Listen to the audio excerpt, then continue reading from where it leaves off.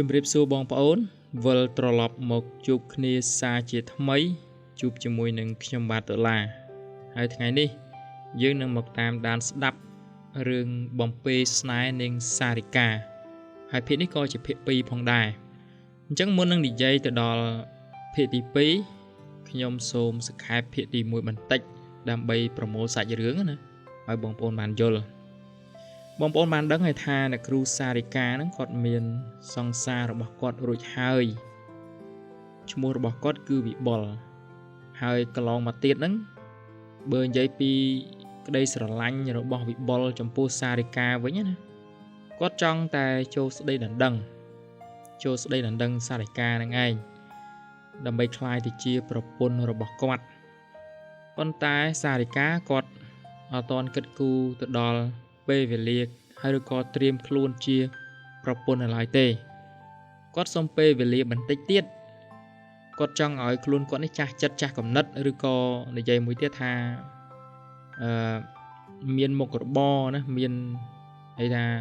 មុខរបរអាចប្រកបរបរបានណាមានជីវភាពល្អប្រសើរហើយមួយទៀតហ្នឹងអ្វីដែលគាត់គិតឯណាគាត់បាននិយាយនៅក្នុងភាគទី1ដែរមិនបងប្អូនបានស្ដាប់ប៉ះឬក៏អត់ទេ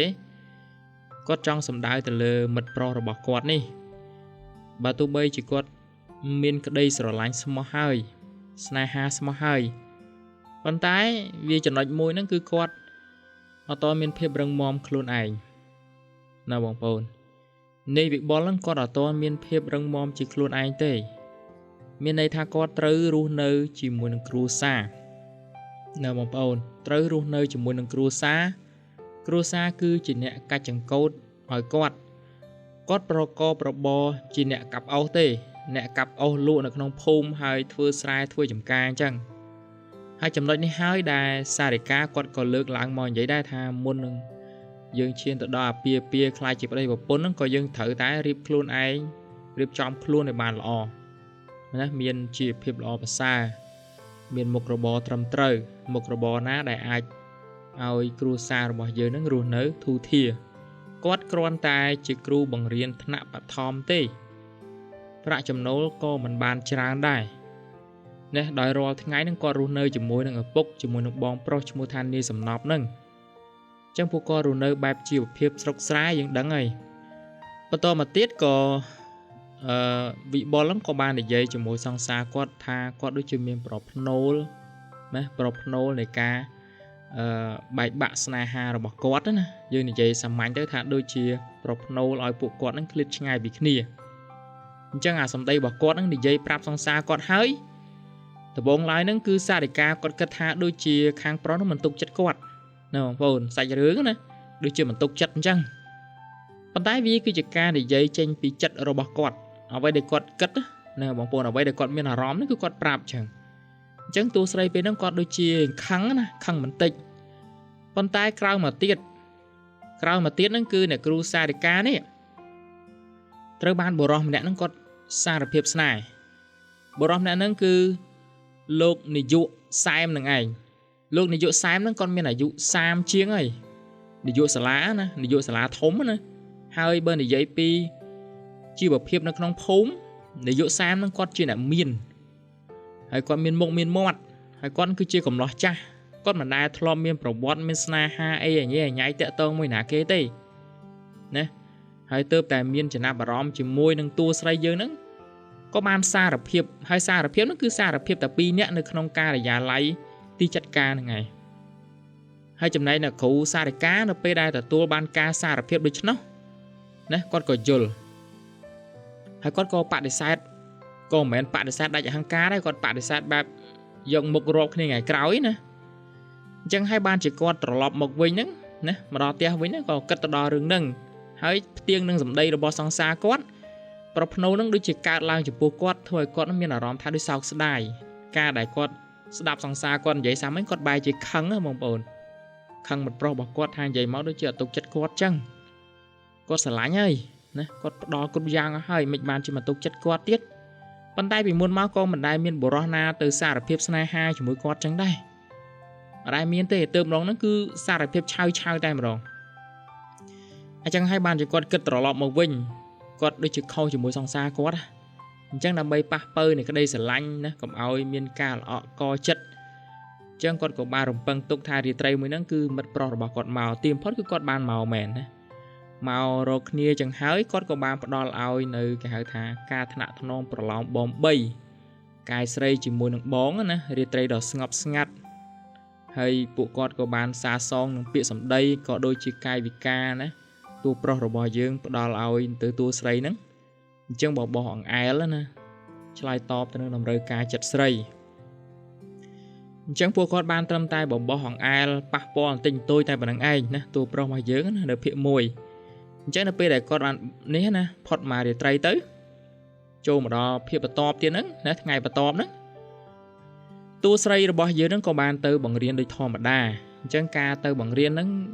ហើយចំណែកនេះលោកគ្រូសែមនេះដែលគាត់ជានាយកសាលាណា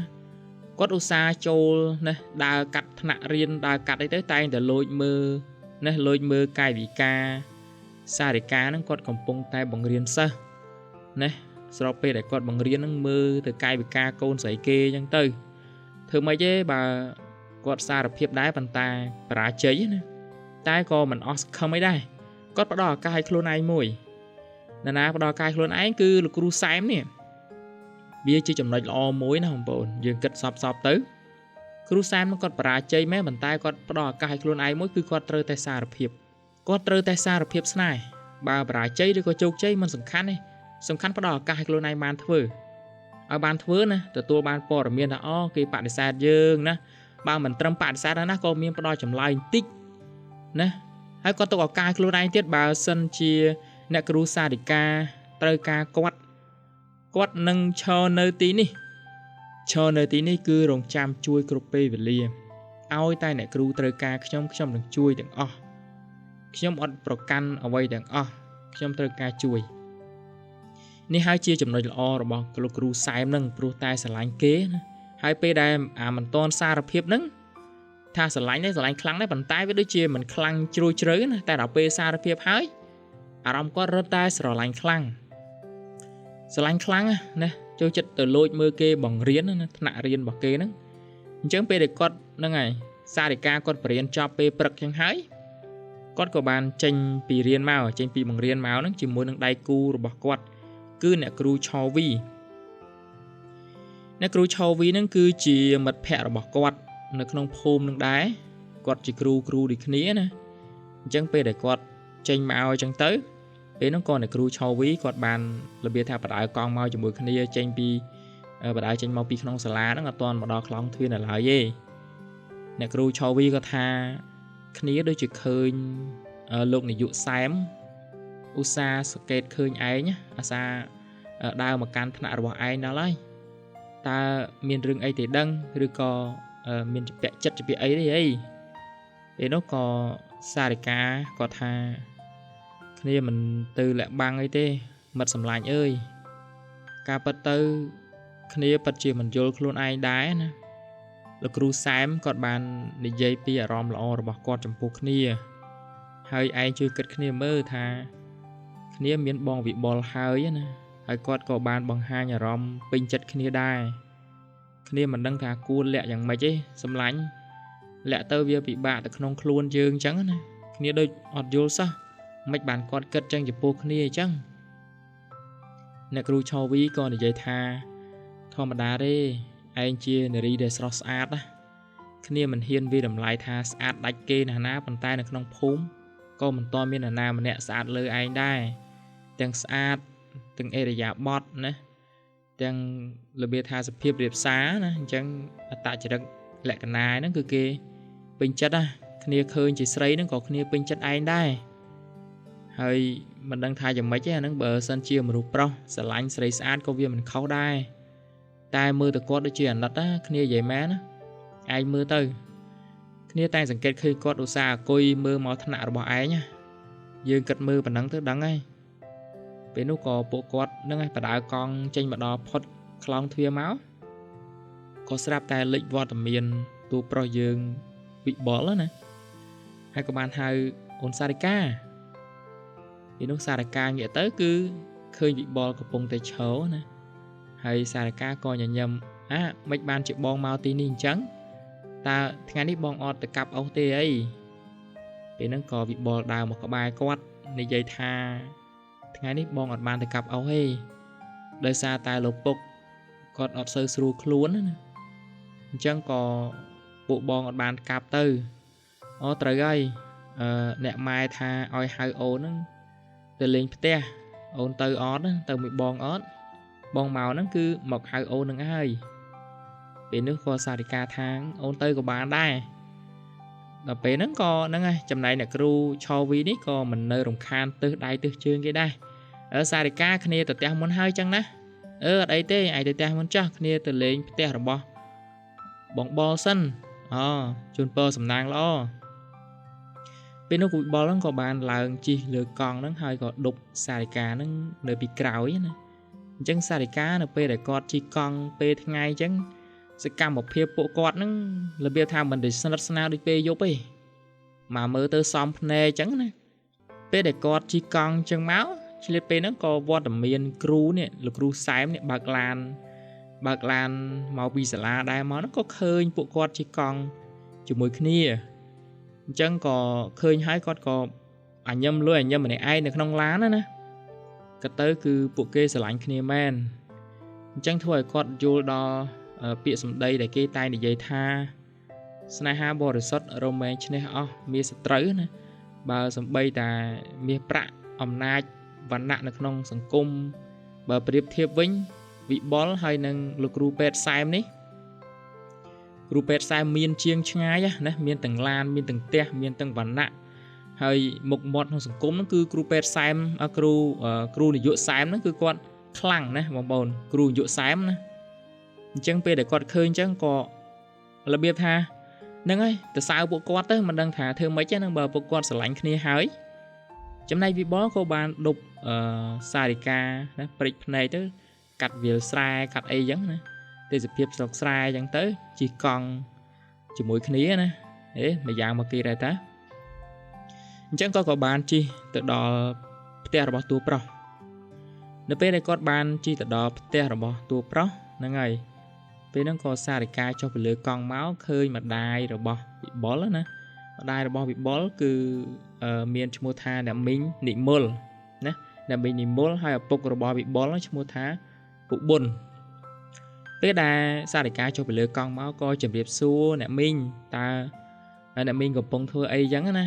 ពេលនោះក៏ម្ដាយរបស់វិបុលឃើញសារិកាមកកូនសារិកាទេកូនមកចូលមកក្នុងសិនមកមីងកំពុងថារៀបចំបាយទឹកល្មមហើយយ៉ាងម៉េចថ្ងៃនេះអារម្មណ៍ល្អណាតនេពីការងារដែរបានឆ្លៀតមកលេងបានអញ្ចឹងអ្នកគ្រូសារិកាថាងអ្នកមីងចុះក្រែងបងវិបុលថាថ្ងៃហ្នឹងអ្នកមីងអត់ទៅកាអុសទេហើយចង់ជួបក្មួយនោះអីអញ្ចឹងហើយបានជាក្មួយមកលេងហ្នឹងណាអញ្ចឹងអីដឹងស្អីទេកូននេះអត់មានប្រាប់ម៉ែមុនសោះពេលនោះក៏តួស្រីយើងមើលនេះបងឯងកុហកខ្ញុំមែនពេលនោះគាត់ថាមានកុហកណានិយាយចេញពីចិត្តរបស់បងចិត្តបងគឺចង់ឲ្យម៉ែនឹងហៅអូនប៉ុន្តែបងក៏យកពាក្យម៉ែហៅអូនបរោយទៅនឹងស្អីឯងខូចអញ្ចឹងក៏សារិកានឹងក៏បានសួរអ្នកមីងត្រូវឲ្យមិនខ្ញុំឮសូរថាលោកពូឈឺមិននោះតើយ៉ាងម៉េចហើយគាត់នៅគេនៅក្រែខាងក្រៅយនោះហើយយ៉ាងម៉េច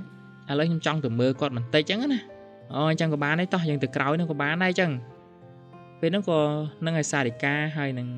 វិបុលនិងម្ដាយរបស់គាត់ហ្នឹងក៏បានដើរមកខាងក្រោយផ្ទះនៅក្រោមផ្ទះនៅខាងក្រោយណានៅលើគ្រែហ្នឹង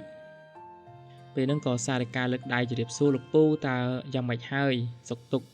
ហើយសុខភាពរបស់លោកពូកើតអីបានជាអត់ស្រួលខ្លួនអញ្ចឹងពេលហ្នឹងក៏លោកពូប៊ុនណាបានឃើញសារិកាទៅលេងក៏បានក្រោកមកអង្គុយក៏បាននិយាយថាពូមិនដឹងមិនទេក្មួយអើយចេះតែអស់កម្លាំងវិលមុខខ្លាំងណាហើយក្រោកក៏អត់ចង់រួចដែរអញ្ចឹងណាពេលហ្នឹងក៏សារិកាថាចុះមិនក៏លោកពូមិនទៅពេទ្យហៅពេទ្យមកពិនិត្យមើលទៅក៏បានដែរអញ្ចឹងក៏តួប្រុសរបស់យើងគាត់របៀបថាតម្លាក់ទឹកមុខបន្តិចហ្នឹងយើងអត់ដឹងថាមូលហេតុអីទេសារិកាគាត់ក៏បានយល់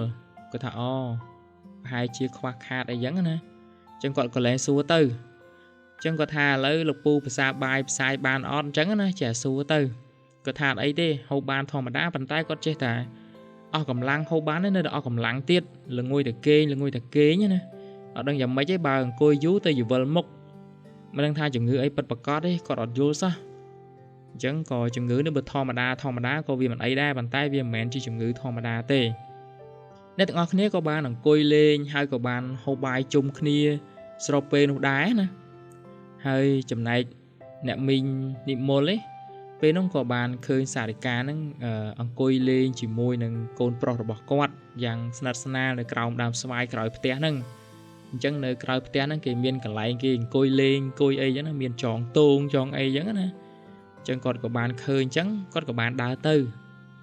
ដល់ពេលដើរទៅក៏គាត់មិនមែនថាគាត់បំបែកបំបាក់ឯងគាត់របៀបថាគាត់ចង់និយាយជាមួយនឹងទូស្រីរបស់យើងគាត់ចង់និយាយណាអញ្ចឹងពេលហ្នឹងក៏ហ្នឹងហើយទូប្រុសក៏បានដើរចេញក៏រត់នៅទេអ្នកមីងនិមលក៏បានទៅចិត្តសារិកាហើយក៏និយាយថាក្មួយស្រីតើអ្នកមីងចង់និយាយជាមួយក្មួយបន្តិចបានទេពេលនោះក៏សារិកាថាអត់អីទេអ្នកមីងអញ្ជើញអង្គុយលើខែហ្មងអញ្ចឹងនិយាយគ្នាមកតើមានអីចង់និយាយជាមួយក្មួយដែរក្មួយចាំស្ដាប់ណាអញ្ចឹងក៏អ្នកមីងនិមលហ្នឹងគាត់និយាយការពិតតែម្ដងទៅគាត់មិនចង់អស់ក្រឡាពេលយូរទេគាត់ថាថ្ងៃនេះកូនប្រុសរបស់គាត់ហ្នឹងសង្កថាស្រឡាញ់ក្មួយខ្លាំងណាបាត់មួយថ្ងៃក៏អត់ចង់បានដែរបើសំបីតែពេលទៅកាប់អូសអញ្ចឹងណាតែងតែនិយាយរហូតពីក្មួយរហូតហើយគេបើសិនជាក្មួយយល់ព្រមរៀបការណាមីងយល់ថាមីងប្រហែលជាអាចចូលស្ដីដណ្ដឹងបានមីងចង់ឲ្យក្មួយហ្នឹងណារៀបការជាមួយកូនមីងប៉ុន្តែកូនមីងហ្នឹងគឺមិនហ៊ាននិយាយឬក៏វាកំសាកខ្លាំងណាហើយមីងអ្នកបើកផ្លូវឲ្យហើយមួយទៀតមានតែយើងស្រីដូចគ្នាទេទើបយើងយល់អារម្មណ៍មួយហ្នឹងពេលហ្នឹងក៏សារិកាហ្នឹងគាត់ក៏បានតម្លាក់ទឹកមុខបន្តិចនិយាយដោយអារម្មណ៍របស់គាត់ដែរគាត់ថាអ្នកមីងការពិតទៅរឿងស្នេហានេះខ្ញុំក៏ស្រឡាញ់បងវិបុលដែរគ្រាន់តែថាការស្រឡាញ់របស់ខ្ញុំនេះគឺខ្ញុំឆ្លងកាត់ការរស់នៅការគិតរបស់ខ្ញុំហ្នឹងគឺអត់ដូចគេទេបើនារីដតីខ្ញុំគិតដែរថាណាគេអាចនឹងឆាប់មានគ្រួសារឬក៏មានឱកាសជួបបរិសុទ្ធល្អគេចង់បានណាប៉ុន្តែបើសម្រាប់ខ្ញុំអត់គិតអញ្ចឹងទេ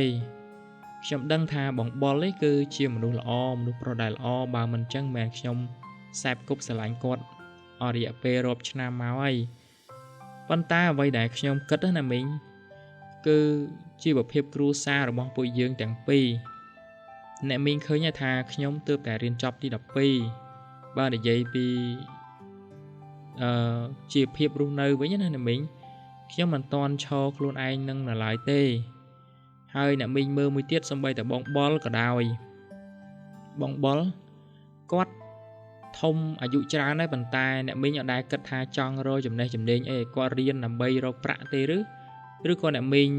ចង់ឲ្យតែគាត់ធ្វើអញ្ចឹងរហូតខ្ញុំមិនហ៊ាននិយាយអ្វីច្រើនជាមួយនឹងជីវភាពគ្រួសារអ្នកមីងអត់ហ៊ាននិយាយថាកូនរបស់អ្នកមីងយ៉ាងម៉េចអត់ហ៊ាននិយាយទេក្នុងនាមខ្ញុំជាសង្សាររបស់គាត់ខ្ញុំគ្រាន់តែនិយាយខ្លះក៏មិនមែនទាំងអស់ដែរប៉ុន្តែអ្នកមីងគិតថាបើសិនជាគាត់រឹងមាំល្អប្រសើរហើយខ្ញុំល្អប្រសើរទៀតនោះពេលហ្នឹងយើងអត់ចាំបាច់ខ្វាយខ្វល់អីច្រើនទេការដែលយើងរៀបការជាមួយគ្នាវាស្មើនឹងយើងនឹងត្រូវបែងចែកណាការរស់នៅដូចជាដើមឈើមួយដើមបែកមែកចេញពីដើមធំអញ្ចឹងមានមែកមានធាងមានផ្លែមានផ្កាតទៅទៀតចុះបើសិនជាគ្រួសាររបស់យើងដូចជាដើមឈើមួយដើមដែលមិនសូវរឹងមាំហើយតើមែកដែលចេញមកហ្នឹងរឹងមាំដែរអត់ណាមីងខ្ញុំនិយាយភាសានេះសូមអ្នកមីងកុំប្រកាន់ខ្ញុំអីណាអ្នកមីងនិមលពេលដែលគាត់ស្ដាប់ចឹងហើយគាត់អត់ប្រកាន់ទេគាត់ថាល្អអញ្ចឹងបើក្មួយចេះគិតដល់ប៉ុណ្ណឹងណានិមលថាខ្ញុំមានរឿងច្រើនទៀតអ្នកមីងហើយដែលខ្ញុំត្រូវឆ្លងកាត់ហើយថ្មីនេះក៏អ្នកមីងដឹងដែរថាគ្រួសាររបស់ខ្ញុំនឹងកំពុងតែមានទំនាស់ខ្លះណានៅក្នុងភូមិហើយទំនាស់ហ្នឹងក៏មិនមែនទំនាស់ជាមួយគេអ្នកក្រដែរពេលនោះក៏អ្នកមីងនិមលថានេះក្មួយចង់និយាយថាទំនាស់ជាមួយនឹង លោកលោកធុនលោកធុនអើលោកថនលោកថនដែលជាឈ្មោះរស់ស៊ីនឹងមែនពេលនោះក៏ទូស្រីយើងងក់ក្បាលចាត្រូវឲ្យអ្នកមីងពូថននឹងគាត់គឺជាអ្នកមានអ្នករស់ស៊ីធំនៅក្នុងភូមិយើងមិនមែនអ្នកមីងមិនដឹងឯណាអញ្ចឹងគាត់តែងតែធ្វើបាបគេនៅក្នុងភូមិហើយអ្នកក្រជាច្រើនទៀតត្រូវបានគាត់ធ្វើបាបណាគៀបសង្កត់អីចឹងទៅប៉ុន្តែមិនដែលមាននរណាម្នាក់អាចយកឈ្នះម្នាក់នឹងបានទេ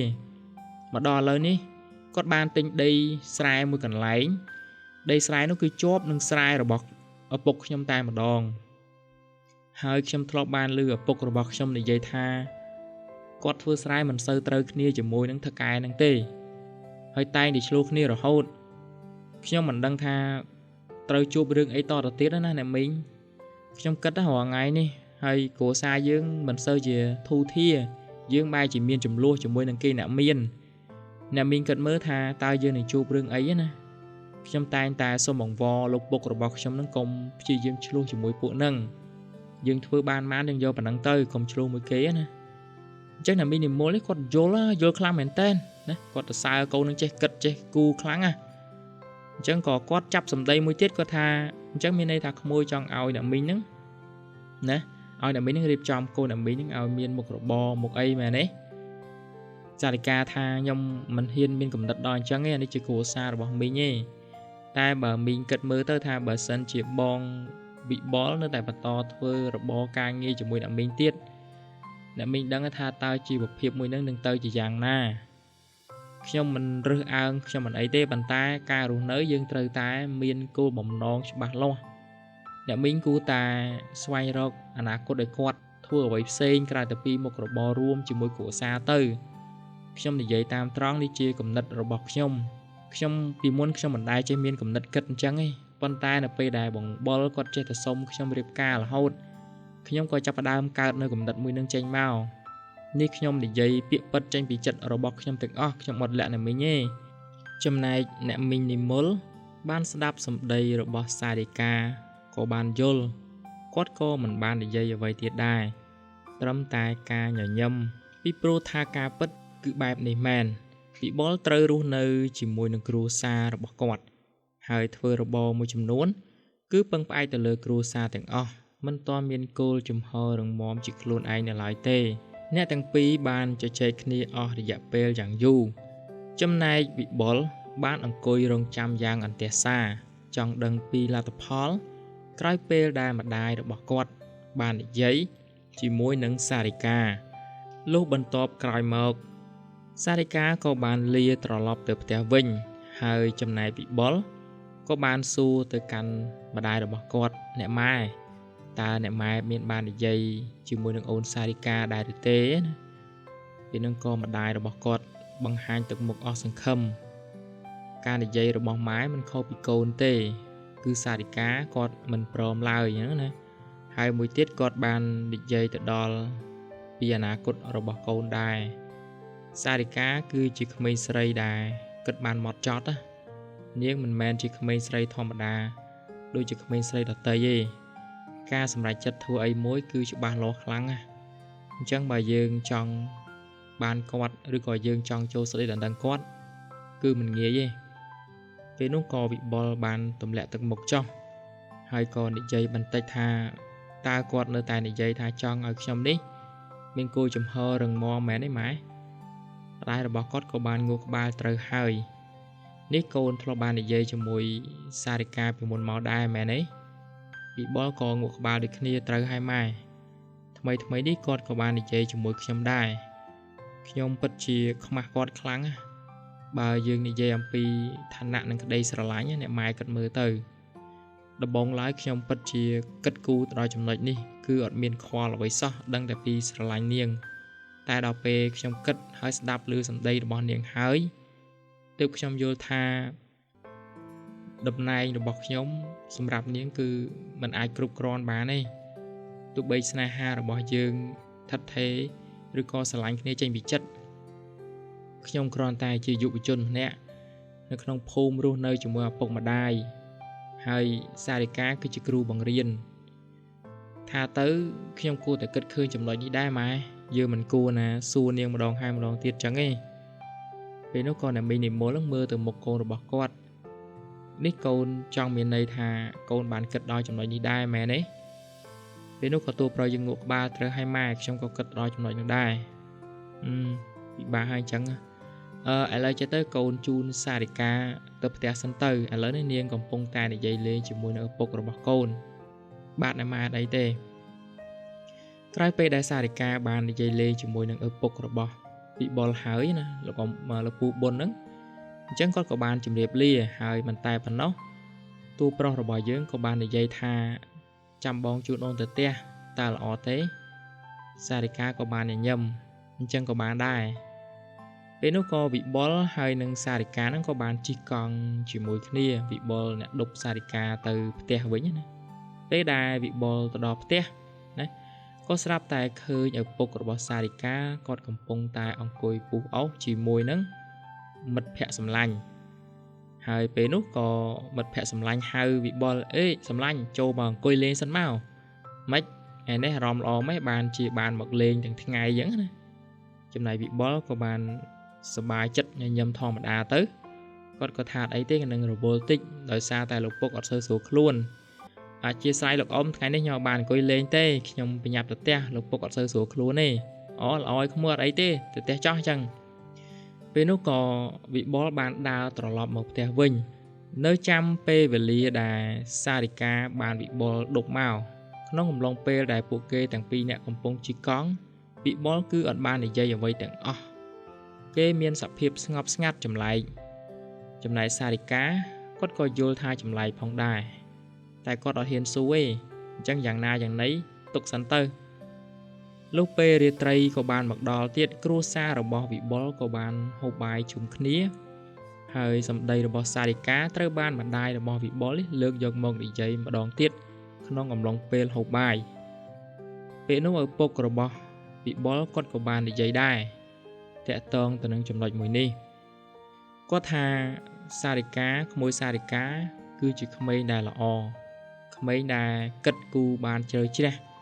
ហើយមិនតែប៉ុណ្ណោះមុននឹងធ្វើអ្វីមួយគឺឆ្លងកាត់ការគិតយ៉ាងច្បាស់លាស់មិនងាយប្រថុយធ្វើអ្វីមួយប្តីផ្ដាស់នោះទេការនិយាយរបស់គាត់គឺពិតជាត្រឹមត្រូវយើងមានកូនប្រុសតែមួយប៉ុន្តែ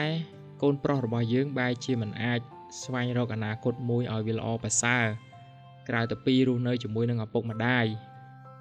ពេលនោះក៏ម្ដាយរបស់វិបុលគាត់បានទម្លាក់ទឹកមុខបន្តិចដែរមិនក៏ឪវាឯងនិយាយអញ្ចឹងណាធម្មតាក្តីស្រឡាញ់ស្នេហាគេមិនដែលគិតរឿងចឹងទេពេលនោះក៏វិបុលថាលោកពុកអ្នកម៉ែកុំបារម្ភអី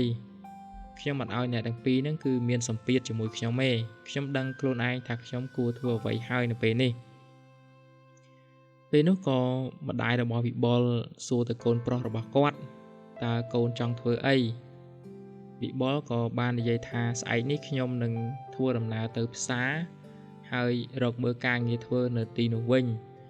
ស្របពេលដែលលោកពុកមិនទាន់ជាសះស្បើយពីជំងឺខ្ញុំអាចទៅរកមើលការងារធ្វើផ្សេងទៀតដើម្បីបានលុយបានប្រាក់បើមិនអញ្ចឹងគឺមិនកើតទេណាម៉ែពេលនោះក៏ឪពុករបស់វិបុលណាលោកពូបុនគាត់ថាឥឡូវពុកចង់នាំកូនទៅកន្លែងមួយពុកបានស្គាល់មិត្តភ័ក្តិម្នាក់នៅឯស្រុកឯណោះនៅទីរួមស្រុកណាគេបានធ្វើការនៅក្នុងស្រុកពុកសង្ឃឹមថាពុកទៅសួរគេមើលបើសិនជាគេនៅតែទទួលឬក៏រកអ្នកដែលធ្វើការជាមួយពុកចង់ឲ្យកូនទៅបម្រើការងារនៅទីនោះទោះបីជាប្រាក់ខែតិចតួចក៏ដោយវាក៏ល្អប្រសើរជាងកូនត្រូវធ្វើការជាមួយនឹងលោកពុកហើយនឹងអ្នកម៉ែដែរពេលនោះក៏ប្រពន្ធរបស់គាត់សួរនេះលោកប្តីមានស្គាល់គេនៅឯស្រុកដែរមែនទេគាត់ថាគឺស្គាល់ច្បាស់ទៀតផងពួកគាត់ទាំងពីរគឺជាមិត្តសម្លាញ់នឹងគ្នាតាំងតែពីទូចមកម្លេះគ្រាន់តែថាខ្ញុំនឹងបានលាក់ខ្លួនខ្ញុំមិនចង់បង្ហាញឈ្មោះរបស់ខ្ញុំជាអ្នកណាតែឥឡូវនេះខ្ញុំត្រូវតែបើកចំហពីអតីតកាលរបស់ខ្ញុំ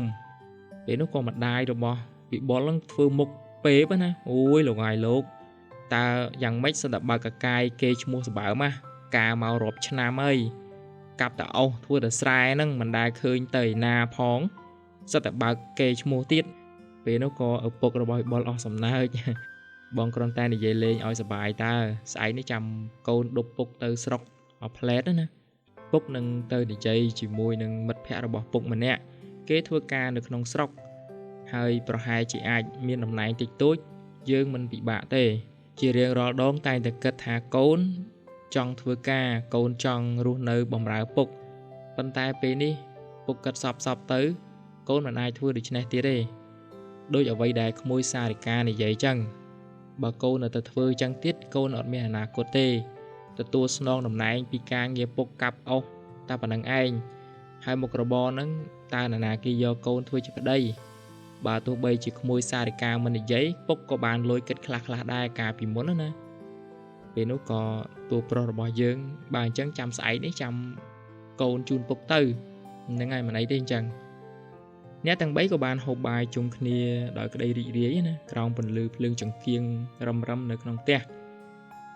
ព្រឹកព្រលឹមក៏បានមកដល់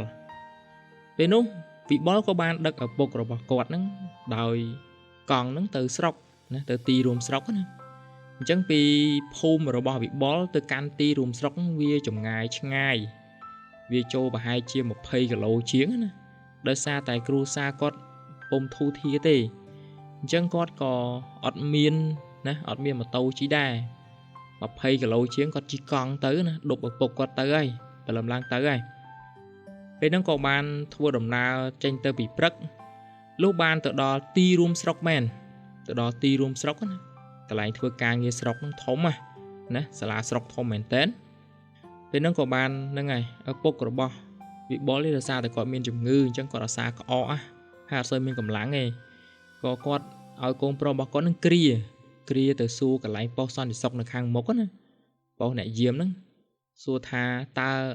នៅទីនេះមានស្គាល់លោកប្អូនឆាយទេគាត់សួរអញ្ចឹងណាពេលនោះក៏អ្នកយាមនៅខាងមុខថាអូលោកពូឆាយអី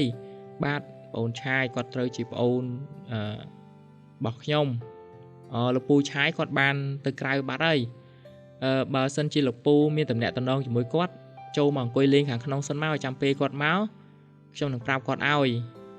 ពេលនោះក៏តួប្រុសរបស់យើងគ្រាឪពុកគាត់នឹងទៅអង្គុយនៅក្រោមដើមស្វាយណាពេលនោះក៏បានឃើញទស្សនភាពមួយគេបានរៀបចំរោងធំមែនតើអញ្ចឹងគាត់ក៏បានសួរប៉ុស្តិ៍សន្តិសុខនឹងមុខថាបងប្រុសតើគេធ្វើពិធីអ្វីដែរខាងនេះណាបានជារៀបរោងធំអញ្ចឹងពេលនោះក៏សន្តិសុខថាលោកប្អូនអត់ដឹងទេអីថាខាន់ស្អែកនេះគឺគេនឹងមានពិធីរៀបចំណាទទួលលោកចវាយស្រុកថ្មីចូលមក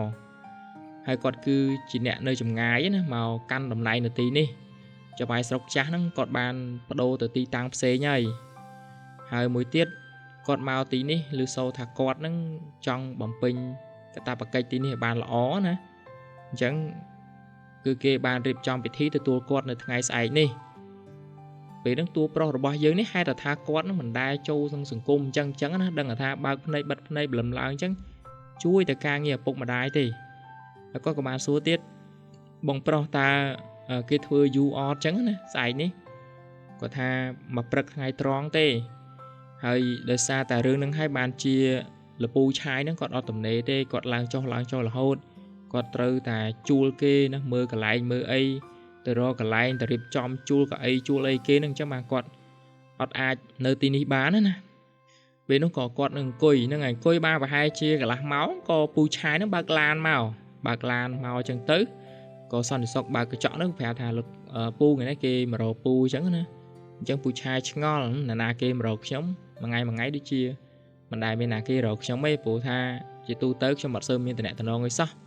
គាត់ថាគាត់គឺជាបងរបស់លោកពេលនោះគាត់ថាអញ្ចឹងហៅគាត់ឲ្យជួបខ្ញុំមកពេលហ្នឹងក៏គាត់បើកឡានចូលទៅហើយសន្តិសុខក៏បាននិយាយថាលោកពូគាត់បានមកដល់ហើយលោកពូចូលទៅជួបគាត់ទៅគាត់ប្រាប់ខ្ញុំមិញណាអញ្ចឹងពេលហ្នឹងក៏ហ្នឹងហើយគាត់បានដើរចូលទៅគឺពូឆាយហ្នឹងល្អទៀតបងប្អូនគ្រាន់តែបើកទ្វារមកភ្ញាក់ផ្អើលបារហើយហាលបងមិនបានជាលបងមកនៅទីនេះវិញពេលនោះក៏ឪពុករបស់តួប្រុសយើងនឹងអោបបារហើយអោបណាអោបឆាយនឹងជាប់ហើយឆាយនឹងក៏បានហ្នឹងហើយអរគុណហើយក៏បាននិយាយសួរច្រើនណាមកលបងអង្គុយលេងសិនមកហើយចាំតិចខ្ញុំយកអីមកឲ្យហូបសិន ចឹងគាត់បានយកទឹកយកផ្លែឈើយកនំមកហើយលបងទៅណាមកណាបានបាត់មុខឆឹងតែម្ដងនេះខ្ញុំទៅខានឃើញមុខលបងឡើងរាប់ឆ្នាំហើយពេលហ្នឹងក៏នេះលោកពូបុនហ្នឹងណាគាត់ឲ្យកូនប្រុសគាត់ជម្រាបសួរពូឆាយកូនទៅពេលនោះគាត់ក៏បានជម្រាបសួរលោកពូអូតើនេះជាកូនរបស់លបងមែនក៏ពូបុនថាបាទនេះគឺជាកូនរបស់ខ្ញុំហើយគេមានអាយុ20ឆ្នាំជាងហើយ25ឆ្នាំហើយពេលហ្នឹងក៏ពូឆាយហ្នឹងគាត់សម្រក់ទឹកភ្នែកណាគាត់ថាគាត់មិននឹកស្មានថាបានជួបបងទៀតសោះពួកយើងបែកគ្នាឡើងចង់30ឆ្នាំហើយអញ្ចឹងណាពេលហ្នឹងក៏គាត់ថាត្រូវហើយយើងបែកគ្នាយូរហើយមិនបានជាបងដឹងថាខ្ញុំធ្វើការនៅទីនេះមិនក៏បងមិនមករកខ្ញុំសោះអញ្ចឹងគាត់និយាយអញ្ចឹងណាពេលនោះក៏ឪពុករបស់វិបុលហ្នឹងគាត់ថាមិនគាត់ថាអត់ចង់រំខានប្អូនការពិតបងក៏រស់នៅក្នុងស្រុកនឹងដែរតែបងរស់នៅឆ្ងាយពីទីនេះបងគ្រាន់តែឮដំណឹងថាប្អូនធ្វើការនៅក្នុងស្រុកទីនេះណាក៏គិតថាចង់មកលេងប៉ុន្តែចេះតែរវល់នឹងការងាររកស៊ីនៅស្រុកស្រែពេកអញ្ចឹងណាពេលហ្នឹងក៏អត់មានពេលទំនេរដែរហើយពេលហ្នឹងក៏ពូឆាយសួរឥឡូវលបងមករកខ្ញុំថ្ងៃនេះមានការអីដែរចង់ឲ្យខ្ញុំជួយអីអត់អញ្ចឹងណាពេលហ្នឹងក៏នេះពូបុននឹងថាខ្ញុំមកទីនេះខ្ញុំពិតជាចង់ពឹងពាក់ប្អូនមែនខ្ញុំមានកូនប្រុសតែមួយនឹងទេខ្ញុំចង់សួរប្អូនថាតើមានការងារណាជួយណែនាំអត់ចឹងណាដោយសារតែបងរស់នៅទីនោះគឺជាអ្នកស្រែចម្ការហើយមួយថ្ងៃចូលតែព្រៃកាប់អោសអញ្ចឹងអាណិតកូនចង់ឲ្យកូនមានអនាគតពេលនោះក៏ប៊ូឆាយសប្បាយចិត្តត្រូវម៉ាច់ហ្មងអញ្ចឹងនេះខ្ញុំកំពុងតែត្រូវការអ្នកបើកឡានហើយចុះប្អូនចេះបើកឡានអត់ហើយគាត់ថាលោកពូឲ្យខ្ញុំចេះបើកឡានមិនបើខ្ញុំមិនដែរបើកឡានពីមុនផងហ្នឹងថាអីទេលើបើចង់ធ្វើការខ្ញុំត្រូវការអ្នកបើកឡានហើយបន្តិចទៀតហ្នឹងគឺចវាយស្រុកថ្មីហ្នឹងគាត់មកទៀតហើយនៅកន្លែងយើងហ្នឹងគឺគេមានអ្នកបើកឡានម្នាក់ចាំប្រចាំការណាហើយឥឡូវតំណែងហ្នឹងគឺមិនទាន់មានឡើយទេចាំខ្ញុំរៀបចំឲ្យតែច្បាស់លាស់ថាចង់ធ្វើហើយក៏ទូប្រឹងថាងបើសិនជាលោកពូណែនាំខ្ញុំមែនខ្ញុំសប្បាយចិត្តណាខ្ញុំអរគុណណាអញ្ចឹងគាត់ក៏លុតជង្គង់អរគុណពូឆាយនឹងខ្លាំងណាពូឆាយថាមិនអីទេក្រោកឡើងមកកុំនេះយ៉ាងអីមកក្រោកឡើងមកយើងសិតតែគ្នាឯងទេពេលហ្នឹងក៏ពួកគាត់និយាយគ្នាយូរគាត់ថាលើចេះទៅដោយសារតែស្អែកខាងស្អែកនេះណាគេមានពិធីទទួលលោកចវាយស្រុកថ្មីអញ្ចឹងលោកចវាយស្រុកថ្មីហ្នឹងខ្ញុំកំពុងតែគិតថាចង់ហៅបងប្អូនយើងមកណាហើយចវាយស្រុកថ្មីគឺមានឈ្មោះថាភិរិទ្ធហើយគាត់គឺជាអ្នកចម្ងាយទេខ្ញុំឮសូរថាគាត់ហ្នឹងគឺជាមនុស្សដែលមើងម៉ាត់ខ្លាំងណាការងារម៉ត់ចត់តែខ្ញុំមិនដែលបានធ្វើការជាមួយគាត់សោះអញ្ចឹងហើយបានខ្ញុំចង់ជំរុះអ្នកដែលធ្វើការមួយចំនួនដែលគាត់មិនសូវរវីរវល់ការងារកន្លងមកនេះខ្ញុំចង់ផ្អាកពួកគាត់ខ្លះហើយបើសិនជាក្មួយអាចធ្វើការបានល្អពូកែណាអត់ធ្មត់ពូកែទៀតក្មួយនឹងមានឱកាសល្អខ្ញុំឮសូរថាចវាយស្រុកថ្មីនេះគេរើសតែអ្នកមានសមត្ថភាពយកទៅធ្វើការជាមួយគាត់ទេពេលនោះក៏ទូប្រុសរបស់យើងអរគុណណាលោកពូកុំបារម្ភអីឲ្យតែខ្ញុំធ្វើអីការងារខ្ញុំមិនណែឆ្លោះធ្លោយទេខ្ញុំដឹងតែល្អហ្មងគាត់ថាចឹងល្អហើយចាំធ្វើអ្នកបើកឡានប្រចាំនៅស្រុកទៅក៏បានដែរយើងត្រូវការអ្នកបើកឡានហើយចាំទៅរៀនទៅណារៀនតែ4-10ថ្ងៃចេះហើយណាកុំបារម្ភអីគាត់ថាបាទលោកពូអរគុណច្រើនណាស់អញ្ចឹងពួកគាត់ក៏បានជជែកគ្នាលេងហើយចំណែកពូឆាយនោះក៏បានហៅពួកគាត់ទាំងពីរអ្នកឪកូននោះទៅហូបបាយជាមួយគ្នាហើយឆ្លៀតពេលហ្នឹងគាត់ក៏និយាយពីអតីតកាលការពីគាត់នៅកំឡោះណាអញ្ចឹងការពីគាត់នៅកំឡោះហ្នឹងគាត់គឺជាគេថាមិត្តភ័ក្តិជាមួយគ្នានៅស្រុកកំណើតគាត់ហើយគាត់គឺជាទាហានណាគាត់គឺជាទាហានណាអញ្ចឹងក្រោយពេលដែលដាច់អស់មកអញ្ចឹងទៅគាត់ក៏បានបែកភូមិបែកស្រុកគ្នាទៅណាហើយចំណែកពូឆាយនេះគាត់បានចូលទៅដល់ស្រុកធ្វើការនៅក្នុងស្រុកហ្នឹងណាហើយរងស្រុកនៅក្នុងហ្នឹងទៅគាត់ទៅដូរមកដែរទេណាគាត់ទៅដូរមករយៈពេលក្រោយហ្នឹងដែរទេអញ្ចឹងចំណែកខាងឪពុករបស់តួប្រុសយើងវិញគាត់ដោយសារតែមានប្រពន្ធមានអីគាត់ខ្ជិលរញ៉េរញ៉ៃទៅគាត់ក៏បានមានប្រពន្ធរស់ស៊ីម៉មទៅគាត់មិនចង់រវីរវល់ជាមួយនឹងរឿងកភ្លើងរឿងអីទៀតចឹងណាសូមធ្វើជាអ្នកស្រែដ៏ស្ងប់ស្ងាត់ប៉ុន្តែការដកខ្លួនចេញពីសង្គមមួយណាស្ងប់ស្ងាត់វាស្ងប់ស្ងាត់ហើយប៉ុន្តែកូនប្រុសរបស់គាត់នឹងគឺអត់មានអីត្រូវរីកចម្រើនទេគឺស្ងប់ស្ងាត់ទៅតាមគាត់ដែរអញ្ចឹងទៅពួកគាត់និយាយគ្នាបរើទឹកភ្នែកហូបបាយមិនចង់ចូលចង់អីទេពេលនោះក៏ស្រាប់តែឪពុករបស់នេះវិបុលនេះពូបុននេះ ក៏បានសួរថាអូត្រូវហើយតើប្រពន្ធកូនរបស់ក្មួយរបស់ប្អូនឥឡូវយ៉ាងណាយ៉ាងណីហើយគាត់ថាប្រពន្ធកូនរបស់ខ្ញុំនៅស្រុកនោះទេបងអើយហើយខ្ញុំក៏មានកូនស្រីមួយដែរថ្ងៃហ្នឹងគេកំពុងតែរៀនចប់ទី12ហើយឥឡូវហ្នឹងគេបានតការសិក្សារបស់គេហ្នឹងខាងគ្រូពេទ្យថាអូល្អណាស់អញ្ចឹងហើយយ៉ាងមិនដែរឥឡូវរស់នៅធូធាអត់ទេគាត់ថាគាត់ចង់មកលេងការងាររបស់គាត់ដែរប៉ុន្តែអត់ដែរឲ្យមកទេកុំឲ្យរំខានការងារគាត់ណាហើយប្រហែលជាខាន់ស្អែកនេះមានពិធីឡើងក្រងទទួលតំណែងជាចៅហ្វាយស្រុកនេះប្រហែលជាគាត់ហៅមកដែរហើយអញ្ចឹងកូនស្រីរបស់លោកពូឆាយហ្នឹងគឺមានឈ្មោះថាសុផាន់រីណាសុផាន់រីហ្នឹងហើយម្ដាយរបស់គាត់ហ្នឹងឈ្មោះថាសុផាន់រ៉ាដែលជាប្រពន្ធរបស់ពូឆាយនឹងឯងពួកគាត់គឺនៅភូមិនៅខេត្តឆ្ងាយនោះតទៀតហើយពូឆាយគាត់មកធ្វើការនៅស្រុកនេះគឺមកតាមបេសកកម្មការងារគាត់ត្រូវដូរមកស្រុកហ្នឹងណាហើយដូរមកស្រុកហ្នឹងទៅក៏បានជួបគ្នាជាមួយនឹងឪពុករបស់តួប្រុសនឹងឯងណាឪពុករបស់តួប្រុសពួកបុនហ្នឹងណាអញ្ចឹងក្រោយមកទៀតហ្នឹងក៏អ្នកទាំងពីរហូបហើយណាហើយចំណែកតួប្រុសរបស់យើងក៏បានដប់ឪពុកគាត់ត្រឡប់មកវិញនៅពេលដែលដឹកត្រឡប់មកវិញអញ្ចឹងណាឪពុករបស់គាត់ហ្នឹងក៏បាននិយាយថាចេះបាននិយាយថាកាលពីតំណែងពួកគាត់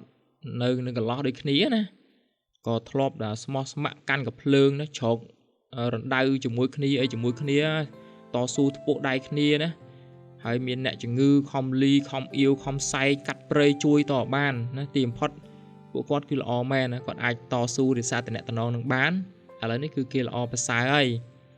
នឹងហើយអញ្ចឹងគាត់ថាអញ្ចឹងយើងអរគុណគាត់ទៅពុកដោយសារតែកុំបានតែគាត់ទេឥឡូវកូនបានចូលធ្វើការនៅក្នុងស្រុកអញ្ចឹងណាមិនអីទេប្អូនឆាយល្អទេគាត់ល្អខ្លាំងណាពុកហើយនឹងគាត់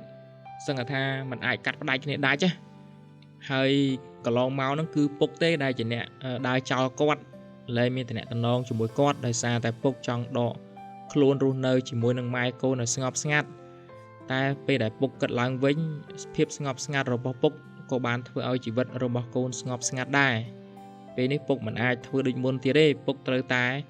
បង្ហាញវត្តមានរបស់ពុកណាដែលមានគេស្គាល់ច្រើនអញ្ចឹងកូនប្រុសរបស់គាត់សប្បាយចិត្តមែនតើងាកមកខាងណាអ្នកគ្រូសារិកាវិញអ្នកគ្រូសារិកាលុះពេលល្ងាចមកដល់អញ្ចឹងណាប្រហែលជាម៉ោង4ពេលនោះក៏ស្រាប់តែលោកគ្រូណាលោកគ្រូនាយកលោកគ្រូសែមណាគាត់បានជិះឡានមកបើកឡានមកផ្ទះរបស់អ្នកគ្រូសារិកាហ្នឹងហើយក៏បានឃើញអ្នកគ្រូសារិកាហ្នឹងកំពុងតែអង្គុយម្នាក់ឯងនៅក្រោមដើមស្វាយពេលល្ងាចណាអញ្ចឹងពេលហ្នឹងគាត់ក៏បានចុះពីលើឡានមកក៏ស្រាប់តែគាត់ក៏បានជម្រាបសួរពុករបស់អ្នកគ្រូសារិកាហ្នឹងជម្រាបសួរលោកពូណាតើលោកពូកំពុងធ្វើអីគាត់ថាកំពុងតែពុះអស់ហ្នឹងក្មួយហើយក្មួយទៅណាមកណីខ្ញុំថាមកជួបអ្នកគ្រូសារិកាបន្តិចដោយសារតែចង់ពិភាក្សាគ្នាថ្ងៃស្អែកនេះចង់ឲ្យគាត់ហ្នឹងទៅស្រុកពេលហ្នឹងគាត់ថាកូនសារិកាក៏នៅអង្គុយនៅក្រោមដើមស្វាយឯណោះទៅក្រោយជួបហើយពេលហ្នឹងក៏លោកគ្រូហ្នឹងដើរទៅអញ្ចឹងឃើញសារិកាហ្នឹងកំពុងតែអង្គុយម្នាក់ឯងមែនណានៅក្នុងដៃរបស់គាត់កំពុងតែកាន់សៀវភៅពេលហ្នឹងក៏ហ្នឹងហើយលោកគ្រូក៏បានទៅដល់អ្នកគ្រូហើយអ្នកគ្រូកំពុងធ្វើអីអញ្ចឹងណាពេលហ្នឹងអ្នកគ្រូសារិកាក៏បានស្វាគមន៍គាត់លោកគ្រូទេអីហើយលោកគ្រូទៅណាមកណាមិនបានជាមកដល់ទីនេះអញ្ចឹងលោកគ្រូថាខ្ញុំមកទីនេះចង់ប្រាប់ដំណឹងទៅកាន់អ្នកគ្រូជាមុនណាពួកអីដោយសារតែខាន់ស្អែកហ្នឹងណាខាន់ស្អែកហ្នឹងគឺកម្មវិធីទទួលចៅហ្វាយស្រុកថ្មីហ្នឹងគឺគេបានរៀបចំហើយថ្ងៃស្អែកពេលល្ងាចខ្ញុំចង់អញ្ជើញអ្នកគ្រូហ្នឹងធ្វើដំណើរទៅស្រុកទីរួមស្រុកជាមួយខ្ញុំណាហើយមានទាំងលោកគ្រូអ្នកគ្រូទៅទាំងអស់គ្នាអ្នកគ្រូទៅដែរការដែលអ្នកគ្រូទៅគឺអ្នកគ្រូទៅមើលទីតាំងហើយនឹងការរៀបចំកន្លែងជាមុនសិនហើយអ្វីដែលមានការងារបន្តទៀតចាំយើងប្រាប់បន្តទៀតពេលនោះក៏អ្នកគ្រូថាចាលោកគ្រូអត់អីទេបើទៅទាំងអស់គ្នាចាំខ្ញុំទៅដែរអញ្ចឹងណាហ្នឹងអត់អីទេហើយនេះអ្នកគ្រូកំពុងតែមើលអ្វីហ្នឹងមើលទៅដូចជាទឹកមុខអត់សូវសុបាយចិត្តសោះតើកំពុងតែអានប្រឡោមលោកមែនទេអ្នកគ្រូថាអត់ទេគ្រាន់តែធ្លាប់មើលឯកសារសៀវភៅមួយចំនួនជាតែមើលទៅ ហើយលោកគ្រូថ្ងៃហ្នឹងអត់ទៅណាទៅណីទេបានជាមកប្រាប់ខ្ញុំតែម្នាក់ឯងអញ្ចឹងណាគាត់ថាអត់អីទេគាត់ជិះបើកឡានកាត់តាមហ្នឹងចេះចូលមកប្រាប់ឲ្យទៅហើយត្រូវទៅប្រាប់លោកគ្រូអ្នកគ្រូផ្សេងទៀតហើយអញ្ចឹងខ្ញុំសុំទៅវិញហើយពេលនោះក៏អ្នកគ្រូថាអីទេលោកគ្រូអញ្ជើញចាស់គាត់ក៏បានត្រឡប់ទៅវិញពេលដែលគាត់ត្រឡប់ទៅវិញណាគាត់បានចូលទៅក្នុងឡានហើយគាត់បានលួចមើលអ្នកគ្រូនឹងតាមកញ្ចក់ឡានទៀតតាមកញ្ចក់ឡានណាអញ្ចឹងភ្នែករបស់គាត់សម្លឹងមើលទៅអ្នកគ្រូនឹង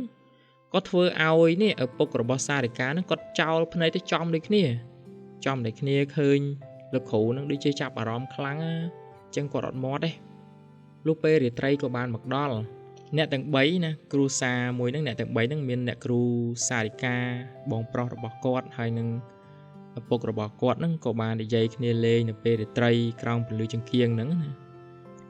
ហើយពេលហ្នឹងក៏ឪពុករបស់គាត់ក៏បាននិយាយថាកាលពីល្ងាចមិញនេះគាត់មើលឃើញអាកប្បកិរិយារបស់លោកនាយកសែមណាមើលទៅដូចជាពេញចិត្តកូនដល់ហើយតើកូនមានទំនាក់ទំនងអីមើលទៅជាប់ចម្ពាក់វគ្គវិនអីទេនេះពុកមើលទៅដូចជាចម្លែកខ្លាំងណាកូនចំណែកអ្នកគ្រូសារិកាពេលដែលលើឪពុកគាត់និយាយដូច្នោះគាត់ក៏ពិបាកនឹងដោះសារក៏ប៉ុន្តែបើពាក្យសម្ដីដែលគាត់និយាយយកជាការគូគាត់ក៏ប្រាប់ត្រង់ទៅថាចាស់លោកពុកមិនខុសនោះទេកូនក៏មិនចង់លាក់បាំងលោកពុកអីដែរលោកនាយកសែមគាត់ពិតជាចាប់អារម្មណ៍នឹងកូនមែនពេលនោះក៏បងប្រុសរបស់គាត់និយាយថាបងថាមែនបងជឿជាក់ច្បាស់ណាស់ភ្នែកបងទាំងពីរនេះព្រោះថាបងបានឃើញគាត់ដូចជាចាប់អារម្មណ៍ជាមួយប្អូនខ្លាំងណាស់តាំងតែពីថ្ងៃដែលគាត់មើលនៅក្នុងឡានម្លេះឥឡូវនេះបងបានឮផ្ទាល់ចេញពីមាត់របស់ប្អូនហើយឪពុករបស់អ្នកគ្រូសារិកាក៏បាននិយាយដោយក្តីព្រួយបារម្ភថាពុកឃើញគាត់ទំនងជាចាប់អារម្មណ៍កូនមែនប៉ុន្តែពុកដូចជាមិនចង់ឲ្យមានរឿងនេះតទៅមុខទៀតនោះទេអ្នកគ្រូសារិកាក៏បានសួរទៅកាន់ឪពុករបស់គាត់តើនេះលោកពុកចង់មានន័យថាម៉េចកូនដូចជាមិនយល់ទេឪពុករបស់គាត់បញ្ជាក់ថាគាត់មិនចង់ឲ្យអ្នកគ្រូសារិកានេះមានទំនាក់ទំនងឬក៏មានពាក្យសម្ដីតមាត់តពាក្យអីជាមួយនឹងលោកនាយកសែមទេទោះបីជាគាត់ជាអ្នកមានហើយយើងជាអ្នកក្រការប៉ັດទៅវាល្អហើយប៉ុន្តែគាត់គិតទៅដល់នាយវិបុលដែរវិបុលគឺជាក្មេងប្រុសដែលល្អស្មោះត្រង់ពុកទោះបីជាមើលឃើញគេជាកូនអ្នកក្រដូចគ្នាបើនិយាយពីឆន្ទៈនិងការទទួលខុសត្រូវក្មួយវិបុលឃើញថាគាត់គឺជាមនុស្សដែលត្រឹមត្រូវហើយយ៉ាងណាមួយទៀតកូនក៏មានទំនាក់ទំនងជាមួយគេប៉ុន្តែពុកក៏មិនហាមឃាត់ដែរធម្មតាទេយើងជាស្រីបើទៅណាមកណាមានគេចាប់អារម្មណ៍វាជារឿងធម្មតាទៅហើយកូនគិតមើលខ្លួនឯងទៅពេលនោះក៏អ្នកគ្រូសារិកាគាត់បាននិយាយរំលឹកអតីតកាលបន្តិចគាត់ថាខ្ញុំដូចជាធ្លាប់ចាំសម្ដីលោកពុកធ្លាប់និយាយប្រាប់ខ្ញុំម្ដងលោកពុកថាបើសិនជាលោកគ្រូសែមពេញចិត្តខ្ញុំលោកពុកថាដូចជារឿងល្អព្រោះថាគាត់គឺជាគ្រូសាអ្នកធូធាជួយលើកមុខលើកមាត់គ្រួសារយើងហើយមួយវិញទៀតឲ្យតែគេស្រឡាញ់យើងស្មោះកូនដូចទើបតែឮថ្មីនេះសោះលោកពុកឪពុករបស់គាត់ក៏អស់សំណើចគាត់និយាយថាពុកបានត្រឹមតែចិញ្ចឹមកូនទេជ្រើសរើសគូអនាគតពុកជឿជាក់លើកូនចង់ធ្វើអីក៏បានដែរអត់បញ្ហាទេកូនធំហើយមួយវិញទៀតកូនក៏ជាគ្រូបង្រៀនផងដែរអញ្ចឹងការជ្រើសរើសគូស្រករកូនពិតជាយល់ចិត្តខ្លួនឯងច្បាស់បើពេលខ្លះទោះបីជាពុកណែនាំចុះនៅពេលអនាគតបើមានរឿងអ្វីមួយពុកអត់ចង់ធ្វើខ្លួនជាមនុស្សដែលមានកំហុសចំពោះកូននោះទេកូនស្រឡាញ់ កូនជ្រើសរើសកូនយកចោះចាំពុកមើលតាមក្រោយចំណែករឿងរ៉ាវពាក់ព័ន្ធជាមួយនឹងក្មួយវិបុលពុកក៏មិនបានដេញដោលសួរនាំដែរអូត្រូវហើយពុកលឺសូកូននិយាយថាប្អូនបុនដូចជាមានជំងឺមែនទេអ្នកគ្រូសារិកាថាចាត្រូវហើយលោកពុកគាត់មានជំងឺចឹងគាត់ក៏ក្រវីក្បាលពេលនោះក៏ស្រាប់តែអ្នកគ្រូសារិកាហ្នឹងក៏បានសួរនេះមិនបានជាពុកក្រវីក្បាលអញ្ចឹងលោកឪពុករបស់អ្នកគ្រូសារិកាគាត់ក៏បាននិយាយអំពីប្រវត្តិឪពុករបស់នេវិបុលគាត់គឺជាទាហានកាលពីមុនណាហើយមានក្រុមគ្នាគាត់ច្រើនណាស់ហើយមិនតែប៉ុណ្ណោះគាត់ក៏ជាទាហានដែលស៊ូខ្លាំងទៀតផងនៅក្នុងស្ថានភាពប្រទេសកំពុងតែមានសង្គ្រាមណាគឺជាការតស៊ូវឹកវើខ្លាំងណាស់ហើយក៏សរសើរគាត់ថារួចផុតមកពីសង្គ្រាមហ្នឹងគឺមានគ្នារបស់គាត់នឹងស្លាប់ច្រើនតែមានតែគាត់ប្រហែលអ្នកទេដែលរួចផុតចេញមកណារហូតតតែគាត់សង្ងំលាក់ខ្លួនរស់នៅជីវភាពសាមញ្ញដោយមិនខ្វាយខ្វល់ពិភពខាងក្រៅអញ្ចឹងគ្រួសាររបស់ពួកគាត់នឹងក៏បានជជែកគ្នាអស់រយៈពេលពេញមួយយប់លុះស្អែកឡើងថ្ងៃបន្ទាប់អ្នកគ្រូសារិកាក៏បានត្រូវលោកគ្រូនាយកនេះមកទទួលដល់ផ្ទះនៅពេលដែលគាត់បានមកទទួលដល់ផ្ទះគាត់ក៏បាននិយាយជាមួយនឹងឪពុករបស់អ្នកគ្រូសារិកាហ្នឹងដែលលោកអ៊ំក៏មានឈ្មោះថាលោកអ៊ំជួនណាពេលនោះគាត់បានជម្រាបសួរលោកពូខ្ញុំមកទទួលអ្នកគ្រូសារិកាតើគាត់រៀបចំហើយឬនៅណាពេលនោះក៏លោកពូថាំងគាត់រវល់តែឡើងទៅលើផ្ទះបាត់ហើយក្មួយអង្គុយលេងសិនមកហើយពេលនោះក៏លោកគ្រូនាយកនឹងបាននិយាយជាមួយនឹងលោកពូណាលោកពូដែលជាឪពុករបស់អ្នកគ្រូសារិកានឹងថាគាត់ចង់ហៅអ្នកគ្រូសារិកាឲ្យទៅនឹងគេងនៅទីនោះតែម្ដងពេលនោះក៏ស្រាប់តែឪពុករបស់គាត់សួរតើចាំបាច់អីត្រូវគេងដែរក្មួយបើដូចជាមិនឆ្ងាយទេចម្ងាយ20គីឡូអញ្ចឹងណាពេលនោះគាត់ថាងលោកពូបើយើងគេងនៅនឹងទៅស្រួលណាយើងមានកន្លែងស្នាក់នៅហើយម្យ៉ាងវិញទៀតអាចប្រហែលជាពេលយប់អីទៅខ្ញុំនឹងប្រាប់ពីរបៀបរបបការងារស្រួលបួលព្រោះថាស្អែកហ្នឹងគឺយើងចាប់ផ្ដើមកម្មវិធីហ្នឹងគឺបើកម៉ោង7តែម្ដងអញ្ចឹងបើយើងនៅផ្ទះវាអាចនឹងយូរអញ្ចឹងណាលោកពូខ្ញុំគ្រាន់តែចង់សម្រួលការងារឲ្យបានល្អព្រោះម្យ៉ាងវិញទៀតក្នុងកម្មវិធីអ្នកមុខអ្នកមាត់ធំដុំអញ្ចឹងណាគេមើលឱកាសមនុស្សដែលមានសមត្ថភាពខ្ញុំមើលឃើញពីសមត្ថភាពរបស់អ្នកគ្រូសារិកាបើអញ្ចឹងខ្ញុំចង់ជំរុញឲ្យគាត់នេះបានស្គាល់គេបានច្រើនហើយតើលោកពូយល់យ៉ាងម៉េចដែរពេលនោះក៏លោកពូនឹងគាត់មិនហ៊ានបដិសេធភ្លាមទេគាត់ថាចាំសួរសមីខ្លួនគេមើលថាតើគាត់អាចនៅបានអត់ព្រោះថាកូនស្រីខ្ញុំពិបាកដែរគ្នាទៅណាមិនដែលហ៊ានទៅតែឯងទេហើយដូចជាដេកដូចជាអីអញ្ចឹងបើជាក់ស្ដែងទៅសូម្បីតែទៅបង្រៀនសិស្សនៅខេត្តឆ្ងាយហ្នឹងក៏មានគ្នារបស់គេអញ្ចឹងហើយចាំសួរគេទៅពេលនោះក៏អ្នកគ្រូសារិកាហ្នឹងក៏បានចុះមកហើយក៏បានឃើញអ្នកទាំងពីរនឹងអង្គុយនិយាយគ្នាហើយក៏បានសួរថាតើលោកគ្រូមានត្រូវការអ្វីទៀតអត់ទេយើងគួរចេញទៅតែម្ដងណា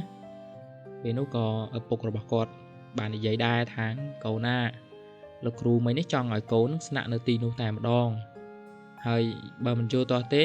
តើកូនចង់ស្នាក់នៅក៏អត់ហើយបើមិនចង់ស្នាក់ទេចាំលោកគ្រូជូនមកទាំងយប់ក៏បានពេលនោះក៏អ្នកគ្រូសារិកានឹងគាត់សួរហេតុផលថៃបានជាលោកគ្រូចង់ឲ្យខ្ញុំគេងនៅទីនោះតែម្ដងអញ្ចឹងណាតើមានការអីមែនក៏លោកគ្រូថាកាលណាដែលសារិកាគេងនៅទីនោះទៅស្រួលកម្មវិធីគេត្រូវក្រៅពីព្រឹកហើយកន្លងពេលយប់អីទៅយើងមានកម្មវិធីទៅខ្ញុំចង់ណែនាំការងារខ្លះកុំឲ្យពិបាកឡើងចុះណាព្រោះថាប្លំឡើងគេរៀបចំតុបតែងតែម្ដងណាគេមានជួលអ្នកសម្អាងអ្នកអីមករៀបចំពាក់ភ្ញីផ្កាតុបតែងសក់តុបតែងអីហើយកម្មវិធីស្អែកនេះត្រូវចាប់ផ្ដើមពេលព្រឹកតែម្ដងណាពេលហ្នឹងក៏អ្នកគ្រូសារិកាសួរទៅឪពុកគាត់លោកពុកតើលោកពុកចង់ឲ្យកូនគេនៅទីនោះដែរឬក៏អត់ឪពុករបស់គាត់ដោយសារតែឮសម្ដីរបស់ លោកនាយកសែមណាគាត់ថាបើបានគេទៅគាត់បានស្គាល់គេស្គាល់អីទៅក៏បានណែនាំគ្នាអញ្ចឹងណាឲ្យបានស្គាល់គេអ្នកធំអ្នកអីទៅគាត់ថាអត់អីទេអញ្ចឹងបើសិនចាំបាច់ចាំខ្ញុំឡើងទៅបន្ថែមសម្លៀកបំពាក់ពេលនោះក៏លោកគ្រូនេះហ្នឹងលោកគ្រូសែមហ្នឹងណាគាត់ថាដូចជាមិនបាច់ទេ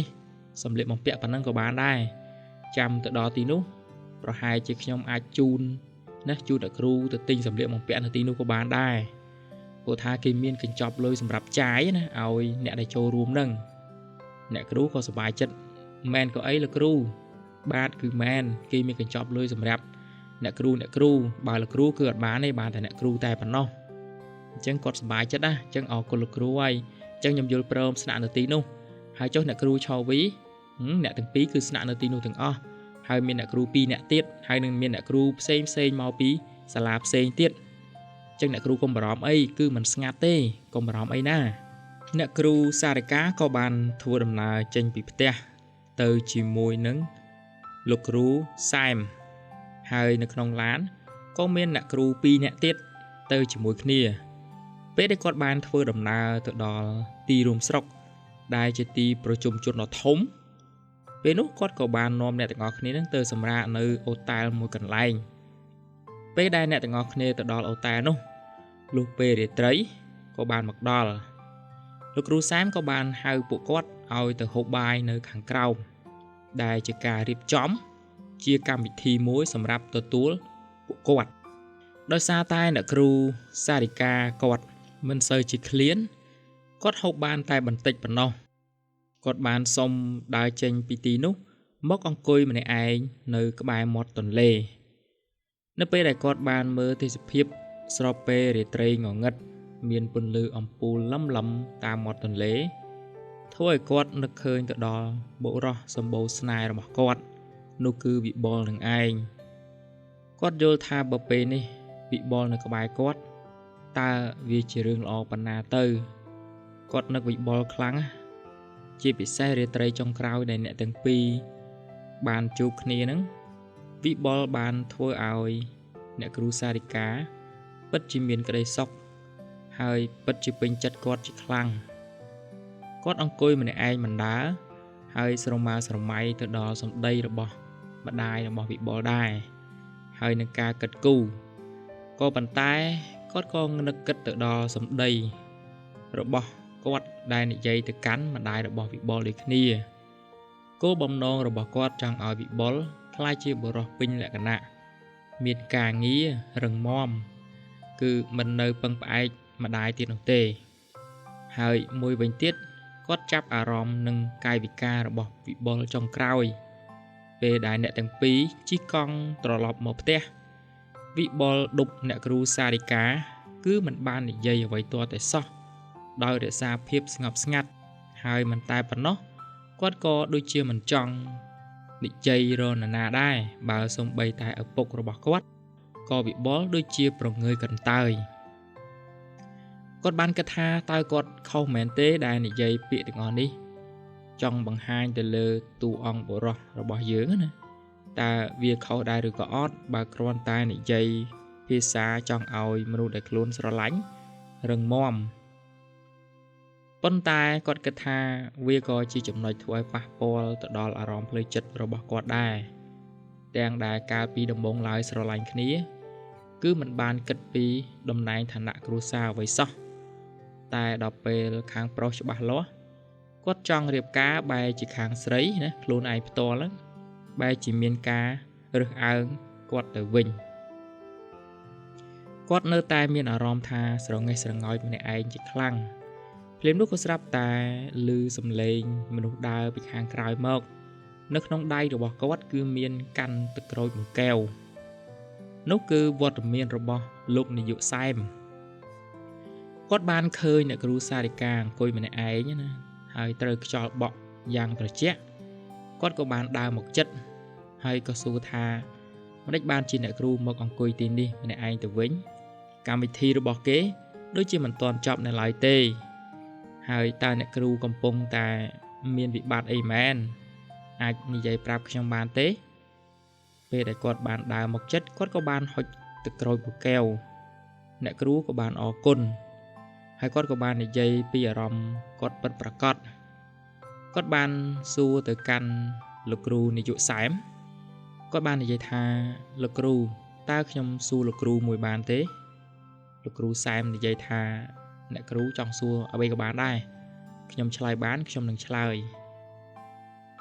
សារិកាក៏បានសួរទៅលោកគ្រូថាលោកគ្រូបើសិនជាយើងមានគំនិតមួយយើងចង់ឲ្យមនុស្សដែលយើងស្រឡាញ់រឹងមាំហើយយើងនិយាយពីទុក្ខលំបាករបស់គាត់តែចេតនារបស់យើងគឺចង់ឲ្យតែគាត់រឹងមាំណាជាបុរសដែលពេញលក្ខណៈតើសម្ដីរបស់ខ្ញុំនិយាយទៅកាន់គាត់ប្រាប់ពីហេតុផលទាំងអស់នោះតើខុសដែរឬក៏អត់ពេលនោះក៏លោកគ្រូពេទ្យសែមគាត់ឈរជ្រែងកប៉ៅណាហើយទម្លាក់ទឹកមុខហើយក៏ងើយហើយក៏ញញឹមហើយក៏សម្លឹងទៅមាត់ទន្លេគាត់បាននិយាយថាសម្ដីពិតចេញពីប៊ូចិត្តរបស់មនុស្សស្រីចង់ឲ្យមនុស្សដែលខ្លួនស្រឡាញ់គឺមិនខុសទេផ្ទុយទៅវិញគឺជារឿងដែលល្អបំផុតខ្ញុំសរសើរអ្នកគ្រូជាខ្លាំងដែលអ្នកគ្រូនៅតែមានស្នេហ៍ស្មោះចំពោះបុរសម្នាក់ដែលគេពុំមានអ្វីសោះតែអ្នកគ្រូអាចរក្សាទំនាក់ទំនងស្នេហានឹងបានណាខ្ញុំមិនហ៊ានវិតម្លៃទេថាមនុស្សស្រីជាច្រើនភាគច្រើនហ្នឹងបើសិនជាមានឱកាសគេនឹងបង្វែរគោលដៅរបស់គេទៅរកកន្លែងផ្សេងហើយគេមិនទ្រាំមានទំនាក់ទំនងដ៏សែនលំបាកជាមួយនឹងបុរសតោកយ៉ាអញ្ចឹងទេអ្នកគ្រូគិតអីគឺខ្ញុំបានយល់ច្បាស់ហើយខ្ញុំជឿជាក់ទៅលើការសម្រេចចិត្តរបស់អ្នកគ្រូដោយសារតែអ្នកគ្រូក៏មានអត្តចរិតបែបហ្នឹងហើយបានជាចំណុចខ្លាំងមួយធ្វើឲ្យខ្ញុំហ្នឹងមិនអាចបំភ្លេចអ្នកគ្រូបានពេលហ្នឹងក៏អ្នកគ្រូគាត់អៀនណាហើយគាត់ក៏បានសួរតាមត្រង់ទៀតប្រោយទៅថាខ្ញុំចង់ដឹងរឿងមួយទៀតលោកគ្រូប្រាប់ខ្ញុំឲ្យត្រង់បានអត់ចឹងណាពេលហ្នឹងក៏លោកគ្រូថាអ្នកគ្រូសួរមកសួរអីក៏បានដែរខ្ញុំឆ្លើយបានខ្ញុំមិនឆ្លើយហើយអ្នកគ្រូថាសួរថាតើលោកនាយកចាប់អារម្មណ៍ខ្ញុំតាំងពីពេលណាហើយពិតជាធ្វើគ្រប់យ៉ាងដើម្បីខ្ញុំមែនពេលនោះលោកនាយកនឹងក៏បានដើរមកចិត្តបន្តិចទៀតកាន់តាគៀណាហើយគាត់ថាបើនិយាយពីពេលវេលាដែលខ្ញុំចាប់អារម្មណ៍អ្នកគ្រូគឺជាពេលដែលខ្ញុំបានដឹងពី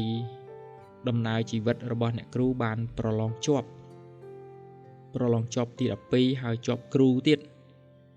ពេលនោះខ្ញុំមិនដែលបានចាប់អារម្មណ៍ស្គាល់អ្នកគ្រូទេ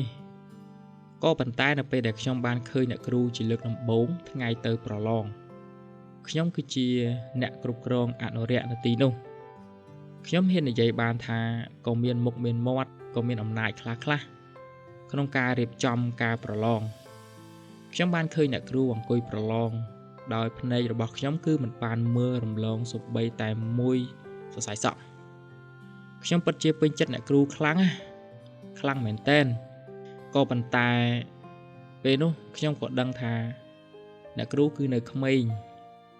តែដល់ពេលដែលខ្ញុំបានមើលប្រវត្តិរូបរបស់អ្នកគ្រូទើបខ្ញុំដឹងថាអ្នកគ្រូគឺជាមនុស្សពេញវ័យហើយខ្ញុំពិតជានិយាយប្រាប់ខ្លួនឯងថាខ្ញុំពិតជាពេញចិត្តខ្លាំងហើយក្រោយមកទៀតខ្ញុំក៏បានឃើញអ្នកគ្រូនឹងនៅក្បែរបុរសម្នាក់ដូច្នេះហើយខ្ញុំក៏ចាប់ផ្ដើមដកចិត្តបន្តិចប៉ុន្តែក្រោយមកទៀតអ្នកគ្រូក៏មករកខ្ញុំឲ្យរៀបចំសុំស្នើទីតាំងបង្រៀនបដូរគោលដៅ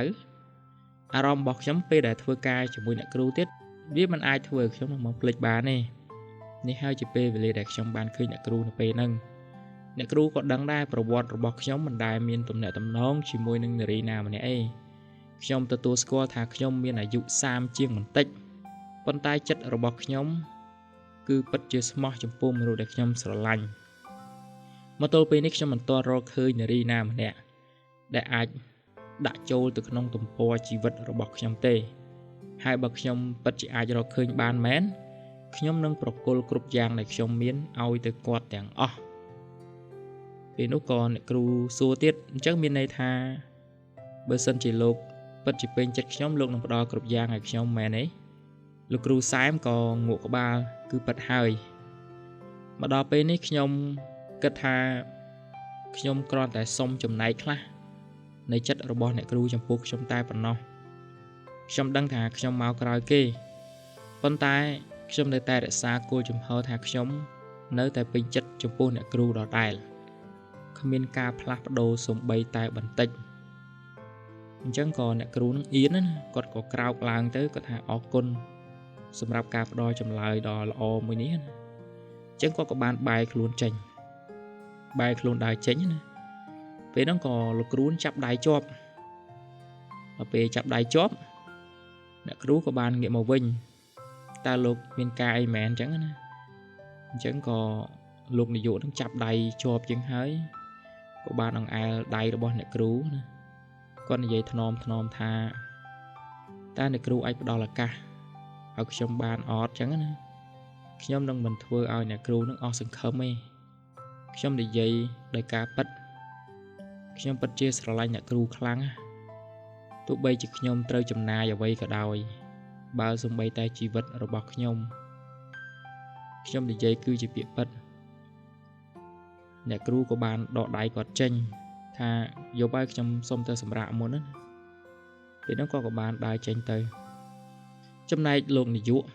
គាត់ក៏បានឈរម្នាក់ឯងនៅមាត់សមុទ្រពេលនោះក៏ស្រាប់តែឆោវីដើរចូលមកអ្នកគ្រូឆោវីដើរមកណាហើយគាត់និយាយថាខ្ញុំពិតជាអាណិតលោកនាយកខ្លាំងណាមិនគួរណាខកម្នងចឹងសោះពេលនោះក៏លោកនាយកនេះហ្នឹងណាលោកសែមនឹងគាត់ងាកមកអ្នកគ្រូឆោវីវិញគាត់សួរថាមិនបានជាអ្នកគ្រូនិយាយអញ្ចឹងនេះចំអន់ឲ្យខ្ញុំមែនអ្នកគ្រូឆោវីថាខ្ញុំមិនចំអន់ទេខ្ញុំគ្រាន់តែចង់ប្រាប់លោកគ្រូថាខ្ញុំគឺជាមិត្តភក្តិរបស់សារិកាយូរហើយខ្ញុំយល់ពីចិត្តរបស់នាងទោះបីជាខ្ញុំមិនមែនជាខ្លួននាងប៉ុន្តែខ្ញុំអាចស្មានដឹងពីចរិតរបស់នាងដល់ទៅ 80% ខ្ញុំនិយាយរឿងមួយទៀតប្រាប់លោកទៅចោះសម្រាប់លោកនៅពេលនេះគឺមិនទាន់អត់សង្ឃឹមនោះទេពេលនោះក៏ស្រាប់លោកគ្រូនឹងថានេះអ្នកគ្រូមានវិធីសាស្ត្រជួយខ្ញុំមែនទេបើអ្នកគ្រូជួយខ្ញុំបានអ្នកគ្រូចង់បានអីក៏ខ្ញុំអាចផ្ដល់ឲ្យបានដែរឲ្យតែខ្ញុំបានអ្នកគ្រូសារិកាពេលនោះអ្នកគ្រូឆោវីថាលោកភិកច្រើនខ្ញុំមើលខ្ញុំតែងតែដឹងខ្លះលោកតែងតែនិយាយភិកច្រើនប្រៀបធៀបខ្លួនឯងទៅនឹងសង្សាររបស់គាត់លោកកែនិយាយថាសង្សាររបស់គាត់គឺពុំមានអ្វីជាបុរសអ្នកក្រប៉ុន្តែលោកអត់ទាន់ដឹងចរិតរបស់សារិកាទេសារិកាគឺជាមនុស្សស្រីដែលទន់ខ្សោយផ្លូវចិត្តជាទីបំផុតគ្រាន់តែខាងក្រៅរបស់នាងគឺរឹងមាំតែប៉ុណ្ណោះខ្ញុំជាមិត្តភក្តិរបស់នាងតាំងពីពួកយើងរៀននៅបឋមម្លេះ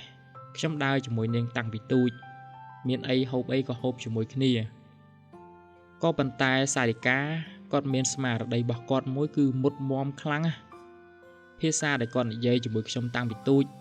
គាត់តែងតែនិយាយថាគាត់ចង់ក្លាយទៅជាគ្រូបង្រៀនបឋមម្នាក់បង្រៀនក្មេងៗនៅក្នុងភូមិកសាងស្នាដៃគេឈ្មោះទីបំផុតគឺអាចធ្វើបានមែនមានតែខ្ញុំទេដែលចង់ហត់លោតប៉ុន្តែគឺมันអាចចេញផុតពីគ្រូដដែល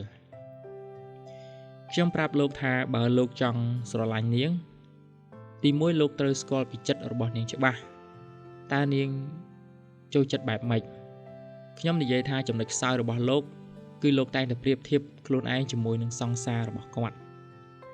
សារិកាគឺមិនមែនជាមនុស្សប្រភេទហ្នឹងទេលោកត្រូវចាំ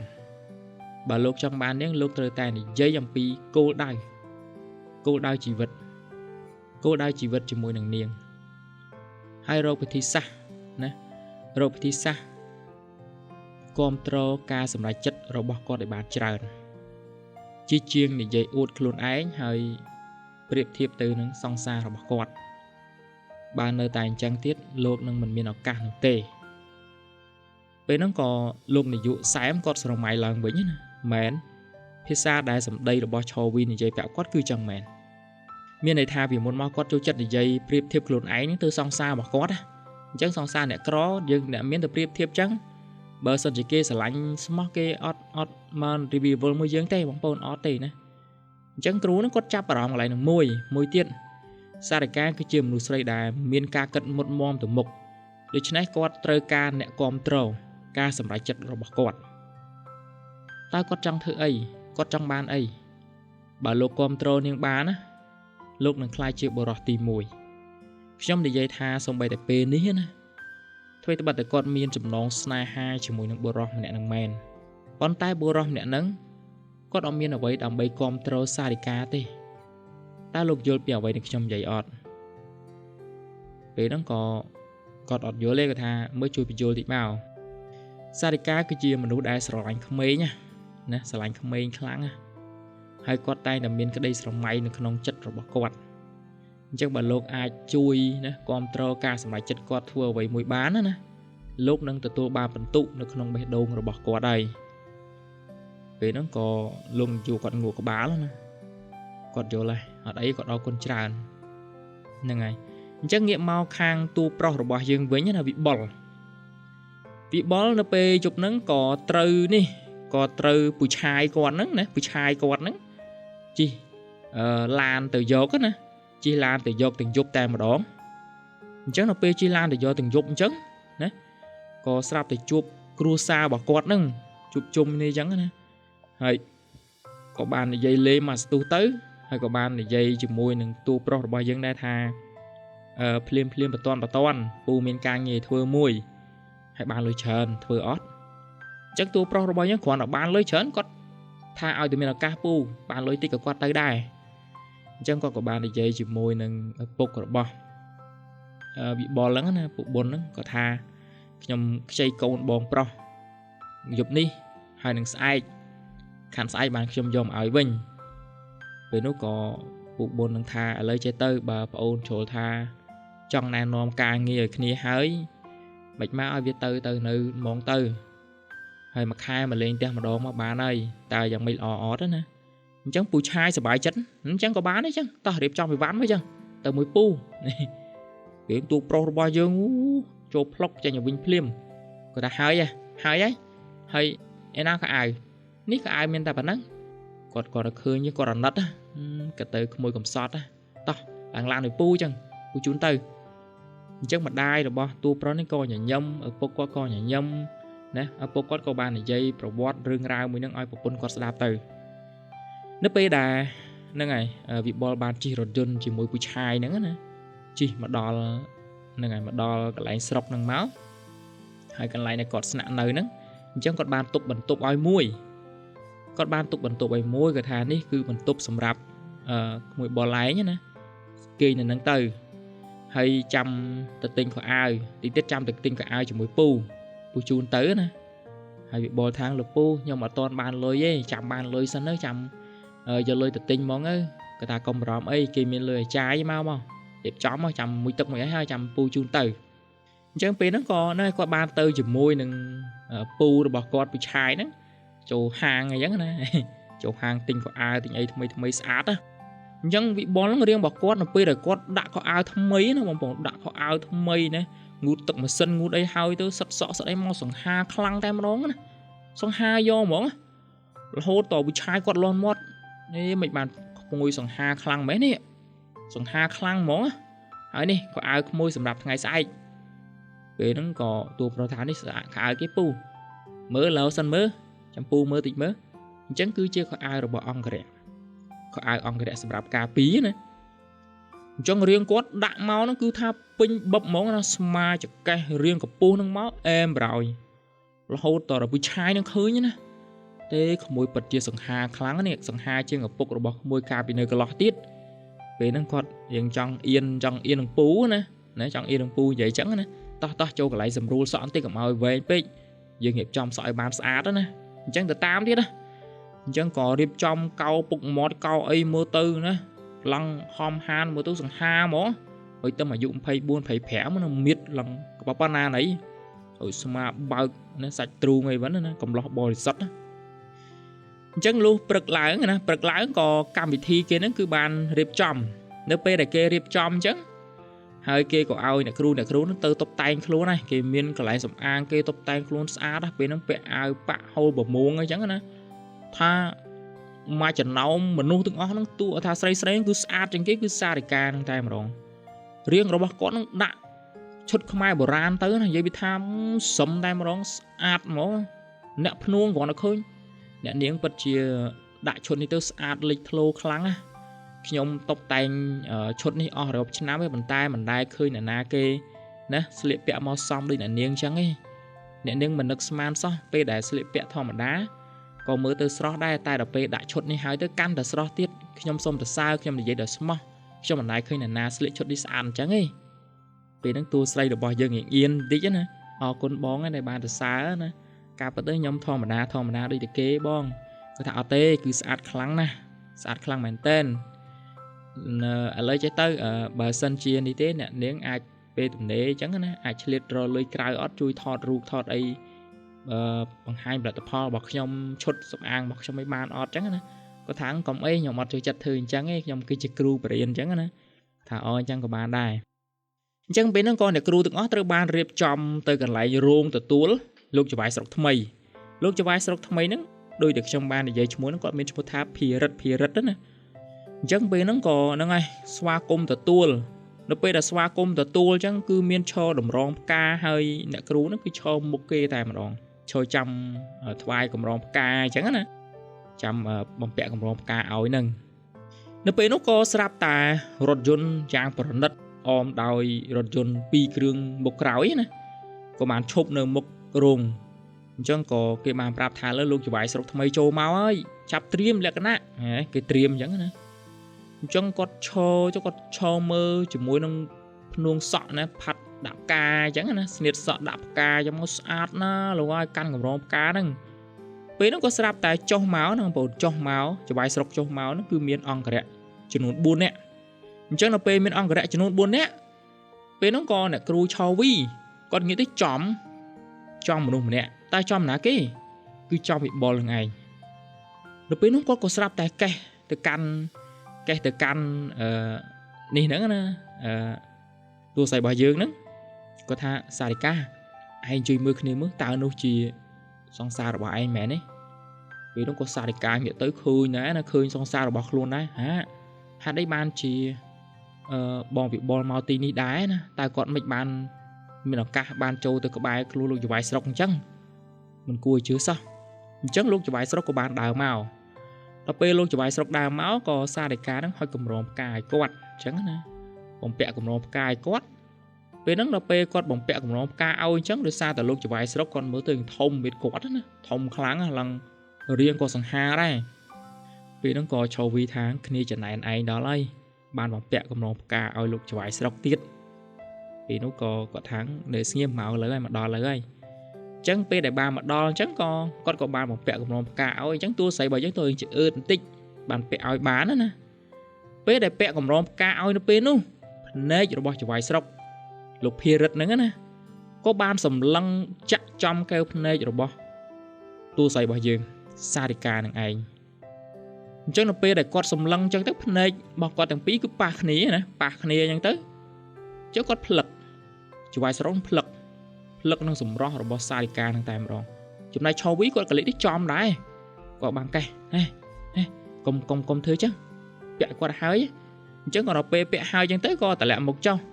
ចៅហ្វាយស្រុកក៏បានអរគុណហើយគេក៏បានទះដៃផាច់អញ្ចឹងទៅអបអរសាទរពេលហ្នឹងចៅហ្វាយស្រុកក៏បានឡើងទៅធ្វើសន្ទរកថាហើយចំណែកតួប្រុសរបស់យើងពេលហ្នឹងគាត់ក៏បានអត់ហ៊ានចូលទៅក្នុងគឺគាត់បានចុះពីលើឡានមកគាត់នឹងអង្គុយចាំលើឡានហើយឡានក៏គេបើកចេញពីកន្លែងហ្នឹងទៅអញ្ចឹងឃើញតែប៉ុណ្្នឹងឯងពេលហ្នឹងក៏សារិកាគាត់នៅអង្គុយមើលចៅហ្វាយស្រុកហ្នឹងហើយចំណែកអ្នកគ្រូឆោវីណាគាត់ក៏បានខ្សឹបថាឯងនឹងអត់មិននេះគ្នាបានឃើញភ្នែករបស់លោកចៅហ្វាយស្រុកដូចជាសម្លឹងមកឯងចំដល់ហើយឯងមើលនោះគ្នាឃើញគាត់ពិតជាសង្ហាខ្លាំងណាចាស់បន្តិចមែនប៉ុន្តែមើលទៅមៀតគឺមិនអន់ទេឯងមើលចោះកម្ពស់ក៏បានមៀតក៏បានហើយមើលវិញទៀតមុខនឹងក៏សង្ហាទៀតគ្នាស្មានថាប្រហែលជាអាយុ30អីទេមើលទៅ34 35នឹងអស់ហើយពេលនោះតួស្រីថានៅស្ងៀមចាំស្ដាប់គេនិយាយធ្វើសន្ទរកថាណាកុំចិត្តតែឆ្ងល់កុំចិត្តតែកើតចិត្តប្តេផ្ដាស់ច្រើនគាត់ថាសម្លាញ់គ្នាមិនឃើញគាត់ចាប់អារម្មណ៍ឯងខ្លាំងណាគ្នាសម័យមិនឃើញសោះឧទាហរណ៍ថាបើចៅហ្វាយស្រុកចាប់អារម្មណ៍គ្នាចឹងវិញណាជាតិនេះនឹងខ្លាយទៅជាជំទាវហើយមើលទៅពេលហ្នឹងតួស្រីកុំសម័យច្រើនមើលស្ដាប់គេនិយាយមើលហ្នឹងហើយអញ្ចឹងក៏ពួកគាត់និយាយ ចឹងស្មារតីនិយាយនៅលើវេទិការបស់ចៅហ្វាយស្រុកភារិតហ្នឹងណាគាត់និយាយម៉ាត់មកចំហ្មងគាត់និយាយថាដែនគ្រប់គ្រងរបស់គាត់នឹងរឹតបន្តឹងឲ្យតឹងជាទីបំផុតអ្នកដែលធ្វើការឬក៏អ្នកដែលមានបទល្មើសឬក៏អ្នកខលខូចដែលរកស៊ីខលខូចនៅពេលដែលគាត់ចូលកាន់តំណែងអ្នកនោះនឹងមិនរួចខ្លួនជាដាច់ខាតយកល្អចូលមកសារភាពក្រោយពេលដែលយើងកាន់តំណែងហើយមកអញ្ចឹងស្មារតីគាត់និយាយមកមើងម៉ាត់មុខរឹងមាំណាសក់ឯហ្នឹងស្អាតខ្លាំងតាក់ទាញហ្មងថានរណាឃើញក៏ទៅគាត់ទៅក្មេងសង្ហាខ្ពស់ណាហើយភាសានិយាយម៉ាត់មកនិយាយពីថាសឹងថាមុតដូចកបិតចឹងណាអញ្ចឹងស្មារតីប្រភេទចឹងណានារីបានឃើញនឹងនិយាយពីថាជក់ចិត្តជក់ថ្លើមអញ្ចឹងទៅអញ្ចឹងក្រោយពេលដែលគាត់ចប់ហើយអស់ហ្នឹងហើយគាត់ក៏បានឡើងរថយន្តគាត់ត្រឡប់ទៅវិញដោយវត្តមានទូប្រយោជន៍ក៏មកដែរអញ្ចឹងក៏បានបើកចេញទៅហើយពេលនោះក៏ស្រាប់តែនេះទូស្រីរបស់យើងណាក៏បានសួរទៅកាន់លោកនាយកសែមគាត់ថាលោកគ្រូតាខ្ញុំសុំសួររឿងមួយបានទេគាត់ថាមានការអីមែនគាត់ថាតើក្បួននៃការរៀបចំនេះគឺជាលោកគ្រូជាអ្នករៀបចំមែនពេលហ្នឹងក៏លោកគ្រូយកសែមថាអត់ទេក្បួននៃការរៀបចំអញ្ជើញមកនេះគឺខាងម្នាក់ទៀតខាងបងប្រុសម្នាក់ទៀតអ្នកធ្វើណាគាត់នៅនឹងស្រុកនឹងឯងអញ្ចឹងតួស្រីរបស់យើងដោយសារតែគាត់បានមើលឃើញណាបានមើលឃើញតួប្រុសរបស់យើងមកអញ្ចឹងគាត់ចល័យចិត្តខ្លាំងមិនក៏គាត់អាចចូលបានធ្វើនៅក្នុងនឹងអញ្ចឹងចល័យមែនតើអញ្ចឹងគាត់ក៏សួរទៀតតើពេលណាយើងត្រឡប់ទៅវិញពេលនោះក៏លោកនាយកសែមថាមិញនេះខ្ញុំទទួលបានទូរស័ព្ទខលមកពីខាងជំនួយការរបស់លោកចៅហ្វាយស្រុកថាចង់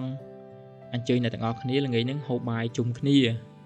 ជាការជប់លៀងណាក្រុមការងារទាំងអស់ដែលបានខំប្រឹងប្រែងរៀបចំហើយមិនតែប៉ុណ្ណោះគាត់នឹងថ្លែងអំណរគុណ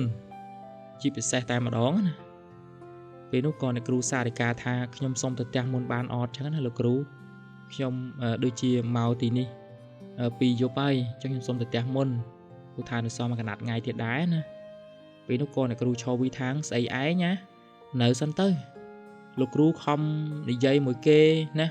ហើយក្រែងលោយប់តិចទៅក៏លោយើងស្គាល់អ្នកណាទៀតឯងក្រែងលើលោកគ្រូនិយាយមិញថាអ្នកណាគេជាអ្នករៀបចំកម្មវិធីហ្នឹងឯងគួរតែមានពេលស្គាល់គាត់ទៅយ៉ាងម៉េចឯងមិនចង់ទេទៅគ្នាសុំវល់ឥឡូវឯងនៅយប់នឹងនៅជាមួយគ្នាទៅឯងទៅចោលគ្នាមិនកើតទេពេលនោះក៏លោកគ្រូសែមគាត់និយាយដោយស្រួលណាបើសិនជាអ្នកគ្រូចង់ទៅអីទេខ្ញុំជូនទៅផ្ទះវិញក៏បានដែរខ្ញុំមិនបខំទេតែគ្រាន់តែថានេះជាទឹកចិត្តរបស់លោកចៅហ្វាយស្រុកចូលមកថ្មីអ្នកគ្រូគាត់មើលទៅថានៅភូមិរបស់យើងគឺមានរឿងរ៉ាវករណីច្រើនណាស់ហើយយើងមានតែស្គាល់បណ្ដាញអ្នកធំមួយច្រើនទេដែលជាផ្លូវដែលយើងអាចដោះស្រាយបានលឿនណាអ្នកគ្រូគាត់មើលខ្លួនឯងទៅខ្ញុំមានចេតនាចង់ឲ្យអ្នកគ្រូនឹងបានស្គាល់គេបានច្រើនហើយជាពិសេសគឺចៅហ្វាយស្រុកថ្មីនេះខ្ញុំមានរឿងច្រើនណាស់ចង់និយាយជាមួយអ្នកគ្រូតាក់ទងនឹងចៅហ្វាយស្រុកថ្មីនេះហើយរឿងក្តីដែលអ្នកគ្រូកំពុងតែមានបញ្ហាដែលកំពុងតែមានចំនួនជាមួយនឹងអ្នករ៉ូស៊ីលោកតកែធនហ្នឹងតកែថនហ្នឹងណាខ្ញុំគិតថាចៅហ្វាយស្រុកថ្មីនេះប្រហែលជាអាចដោះស្រាយបានហើយខ្ញុំជឿជាក់ថាអ្នកគ្រូក៏មិនគួរបោះបង់ឱកាសហ្នឹងទេអញ្ចឹងក៏អ្នកគ្រូថាអីអញ្ចឹងខ្ញុំយល់ព្រមនៅទីនេះទៀតចុះប៉ុន្តែស្អែកព្រឹកឡើងខ្ញុំត្រូវប្រញាប់ទៅវិញថាកុំបារម្ភអីចាំព្រឹកឡើងខ្ញុំធានាជូនអ្នកគ្រូទៅដល់ផ្ទះវិញសំបីតែប៉ិនសរសៃសក់ក៏មិនឲ្យបាត់ដែរពេលនោះក៏លក្ខណៈថាគាត់អញញឹមតិចណាលោកគ្រូប្រសពនិយាយលេងណាហ្នឹងហើយអញ្ចឹងទៅសម្រាប់ទៅហើយល្ងាចហ្នឹងយើងនឹងទៅជួបជុំគ្នាហូបចុកទាំងអស់គ្នាណាពេលនោះក៏បានទៅសម្រាប់ហើយមិនត្រឹមតែប៉ុណ្ណោះក៏លោកនាយកសែមណាគាត់ថាខ្ញុំចង់ប្រាប់ទៅអ្នកគ្រូថាខ្ញុំចង់ហៅអ្នកគ្រូហ្នឹងទៅអញ្ជើញអ្នកគ្រូទៅទិញសម្លៀកបំពាក់មិនដែរអញ្ចឹងណាអ្នកគ្រូថាមិនបានជាលោកគ្រូបបួលខ្ញុំអញ្ចឹងចុះអ្នកគ្រូផ្សេងទៀតគាត់ថាអ្នកគ្រូផ្សេងអត់នេះទេប៉ុន្តែខ្ញុំចង់ហៅអ្នកគ្រូជាពិសេសណាអ្នកគ្រូទទួលយកបានអត់ពេលនោះក៏អ្នកគ្រូថាមិនបានជាលោកគ្រូធ្វើអញ្ចឹងព្រោះថាខ្ញុំដូចគេដូចឯងអញ្ចឹងណាគាត់ថាអត់ទេអ្នកគ្រូគឺពិសេសជាងគេតើអ្នកគ្រូខ្ញុំសូមអរទៅចោះទុកកិត្តិយសឲ្យខ្ញុំបានអត់ណាខ្ញុំមិនដែលសុំអ្វីពីអ្នកគ្រូទេ តែគ្រាន់តែចង់ជួយអ្នកគ្រូទៅទិញសម្លៀកបំពាក់ឲ្យបានស្អាតគេម្ដងណាអញ្ចឹងក៏អ្នកគ្រូថាអញ្ចឹងក៏បានដែរខ្ញុំលែងគួរសមអីណាត់អីទេតោះពេលហ្នឹងក៏ហ្នឹងហើយអ្នកគ្រូហ្នឹងក៏បានជិះរថយន្តជាមួយនឹងលោកគ្រូសែមណាជិះរថយន្តអញ្ចឹងទៅក៏បានចូលទៅក្នុងហាងសម្លៀកបំពាក់នៅពេលដែលគាត់ចូលទៅក្នុងហាងសម្លៀកបំពាក់និយាយពីថាខ្លួនគាត់ឃើញសម្លៀកបំពាក់និយាយពីថាស្រឡាញ់មនុស្សស្រីណាធម្មតាឯគ្នាមិនដែលមានរបស់ល្អពាក់អញ្ចឹងឃើញចូលទៅក្នុងហាងថ្លៃទៀតគាត់និយាយពីថាឃើញហើយអូបធัวហើយមិនក៏ស្អាតម្លេះសម្លៀកបំពាក់នេះគាត់មើលគាត់សប្បាយចិត្តខ្លាំងណាពេលហ្នឹងគាត់ក៏ញញឹមហើយលោកគ្រូពេទ្យលោកគ្រូយុសែមណាគាត់ដល់ពេលឃើញអ្នកគ្រូញញឹមសប្បាយអញ្ចឹងក៏និយាយថាអ្នកគ្រូស្រឡាញ់ឈុតណាយកឈុតហ្នឹងទៅថានេះខ្ញុំជាអ្នកប៉ាយអ្នកគ្រូក៏បានដែរគាត់ថាមែនក៏អីបាទមែនគាត់ដើរមើលបរោះអញ្ចឹងគាត់ឃើញអាឈុតមួយហ្នឹងគឺឈុតដៃទូចណាឈុតដៃទូចហើយគាត់សួរទៅលោកនាយកថាលោកនាយកតើឈុតនេះស្អាតអត់អញ្ចឹងណាអញ្ចឹងលោកនាយកថាតើដាក់លោទៅលើរាងកាយរបស់អ្នកនាងសិនតើស្អាតឬក៏មិនស្អាតអញ្ចឹងគាត់លោមើលហើយអញ្ចឹងដល់ពេលដែលគាត់លោមកចេញមកនិយាយពីថាវ៉ាវស្អាតណាស់លោកអើយដាក់សក់បួងទៅក្រោយសៀតផ្កាទៀតណាស្អាតម៉ែហើយសម្បីអ្នកលួនក៏ថាដែរអូយអ្នកនាងពិតជាស្រស់ស្អាតខ្លាំងណាដាក់ឈុតនេះទៅណារាងក៏ស្អាតមុខនឹងក៏សមទៀតហើយពិតជាត្រឹមត្រូវមែនរកគ្នាឃើញអញ្ចឹងណាពេលហ្នឹងក៏គ្រូយុសែមថាឥឡូវអ្នកនាងពេញចិត្តឈុតហ្នឹងមែនគាត់ថាគាត់ពេញចិត្តអាហ្នឹងអញ្ចឹងគាត់លុយហើយចង់មានស្រឡាញ់ម៉ូដអីចិត្តយកម៉ូដហ្នឹងទៅខ្ញុំអាចឲ្យបាន2ឈុតយ៉ាងម៉េចពេញចិត្តអត់គាត់ថាសប្បាយចិត្តណាគាត់ពេញចិត្តអរគុណច្រើនហើយលោកនាយកអញ្ចឹងណាហ្នឹងហើយអញ្ចឹងយកមួយឈុតទៀតអញ្ចឹងអាមួយឈុតទៀតហ្នឹងគឺអត់មានដៃទេឈុតអត់ដៃណាអញ្ចឹងស្អាតខ្លាំងមែនតើនៅពេលគេបានឈុតនឹងហើយណាគេបានឈុតនឹងហើយស្រាប់តែទិញហើយគាត់មានអារម្មណ៍ថាអូលោកនាយកខ្ញុំភ្លេចខ្លួនឲ្យរលីងហ្មងមិញនេះតើភ្លេចខ្លួនយ៉ាងម៉េចខ្ញុំចាប់អារម្មណ៍ថាឈុតនោះដូចជាស្រឡះមិញមិនដឹងទេលោកនាយកខ្ញុំពិបាកខ្លាំងណាតើគួរតែដូរគេវិញអត់ណាពេលហ្នឹងក៏លោកនាយកសែនថាឈុតនឹងស្អាតណាខ្ញុំពិតជា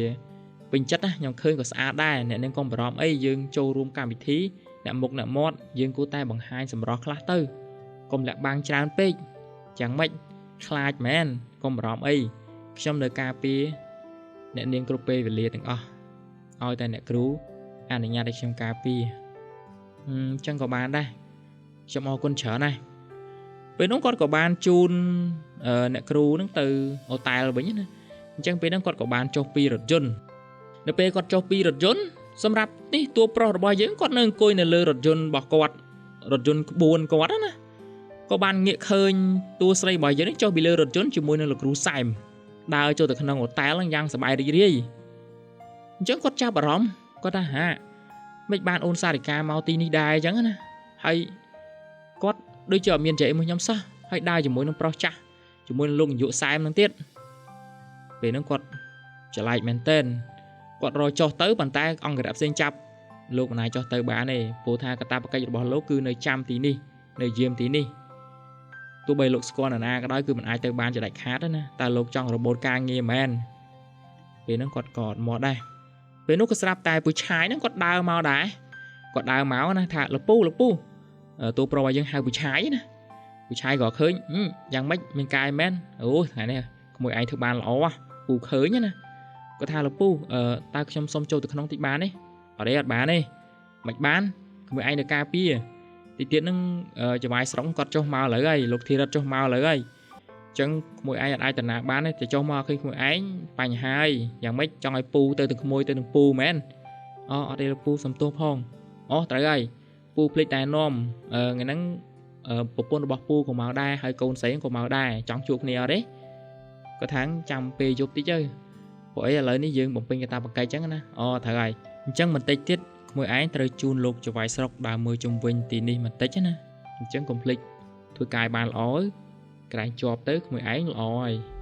បានចូលក្បែរលោកចវាយស្រុកគឺល្អខ្លាំងណាអញ្ចឹងពេលហ្នឹងក៏និយាយតំផុតមាត់បងចវាយស្រុកចុះមកមែនចុះពីលើអូតែឡើងមកណា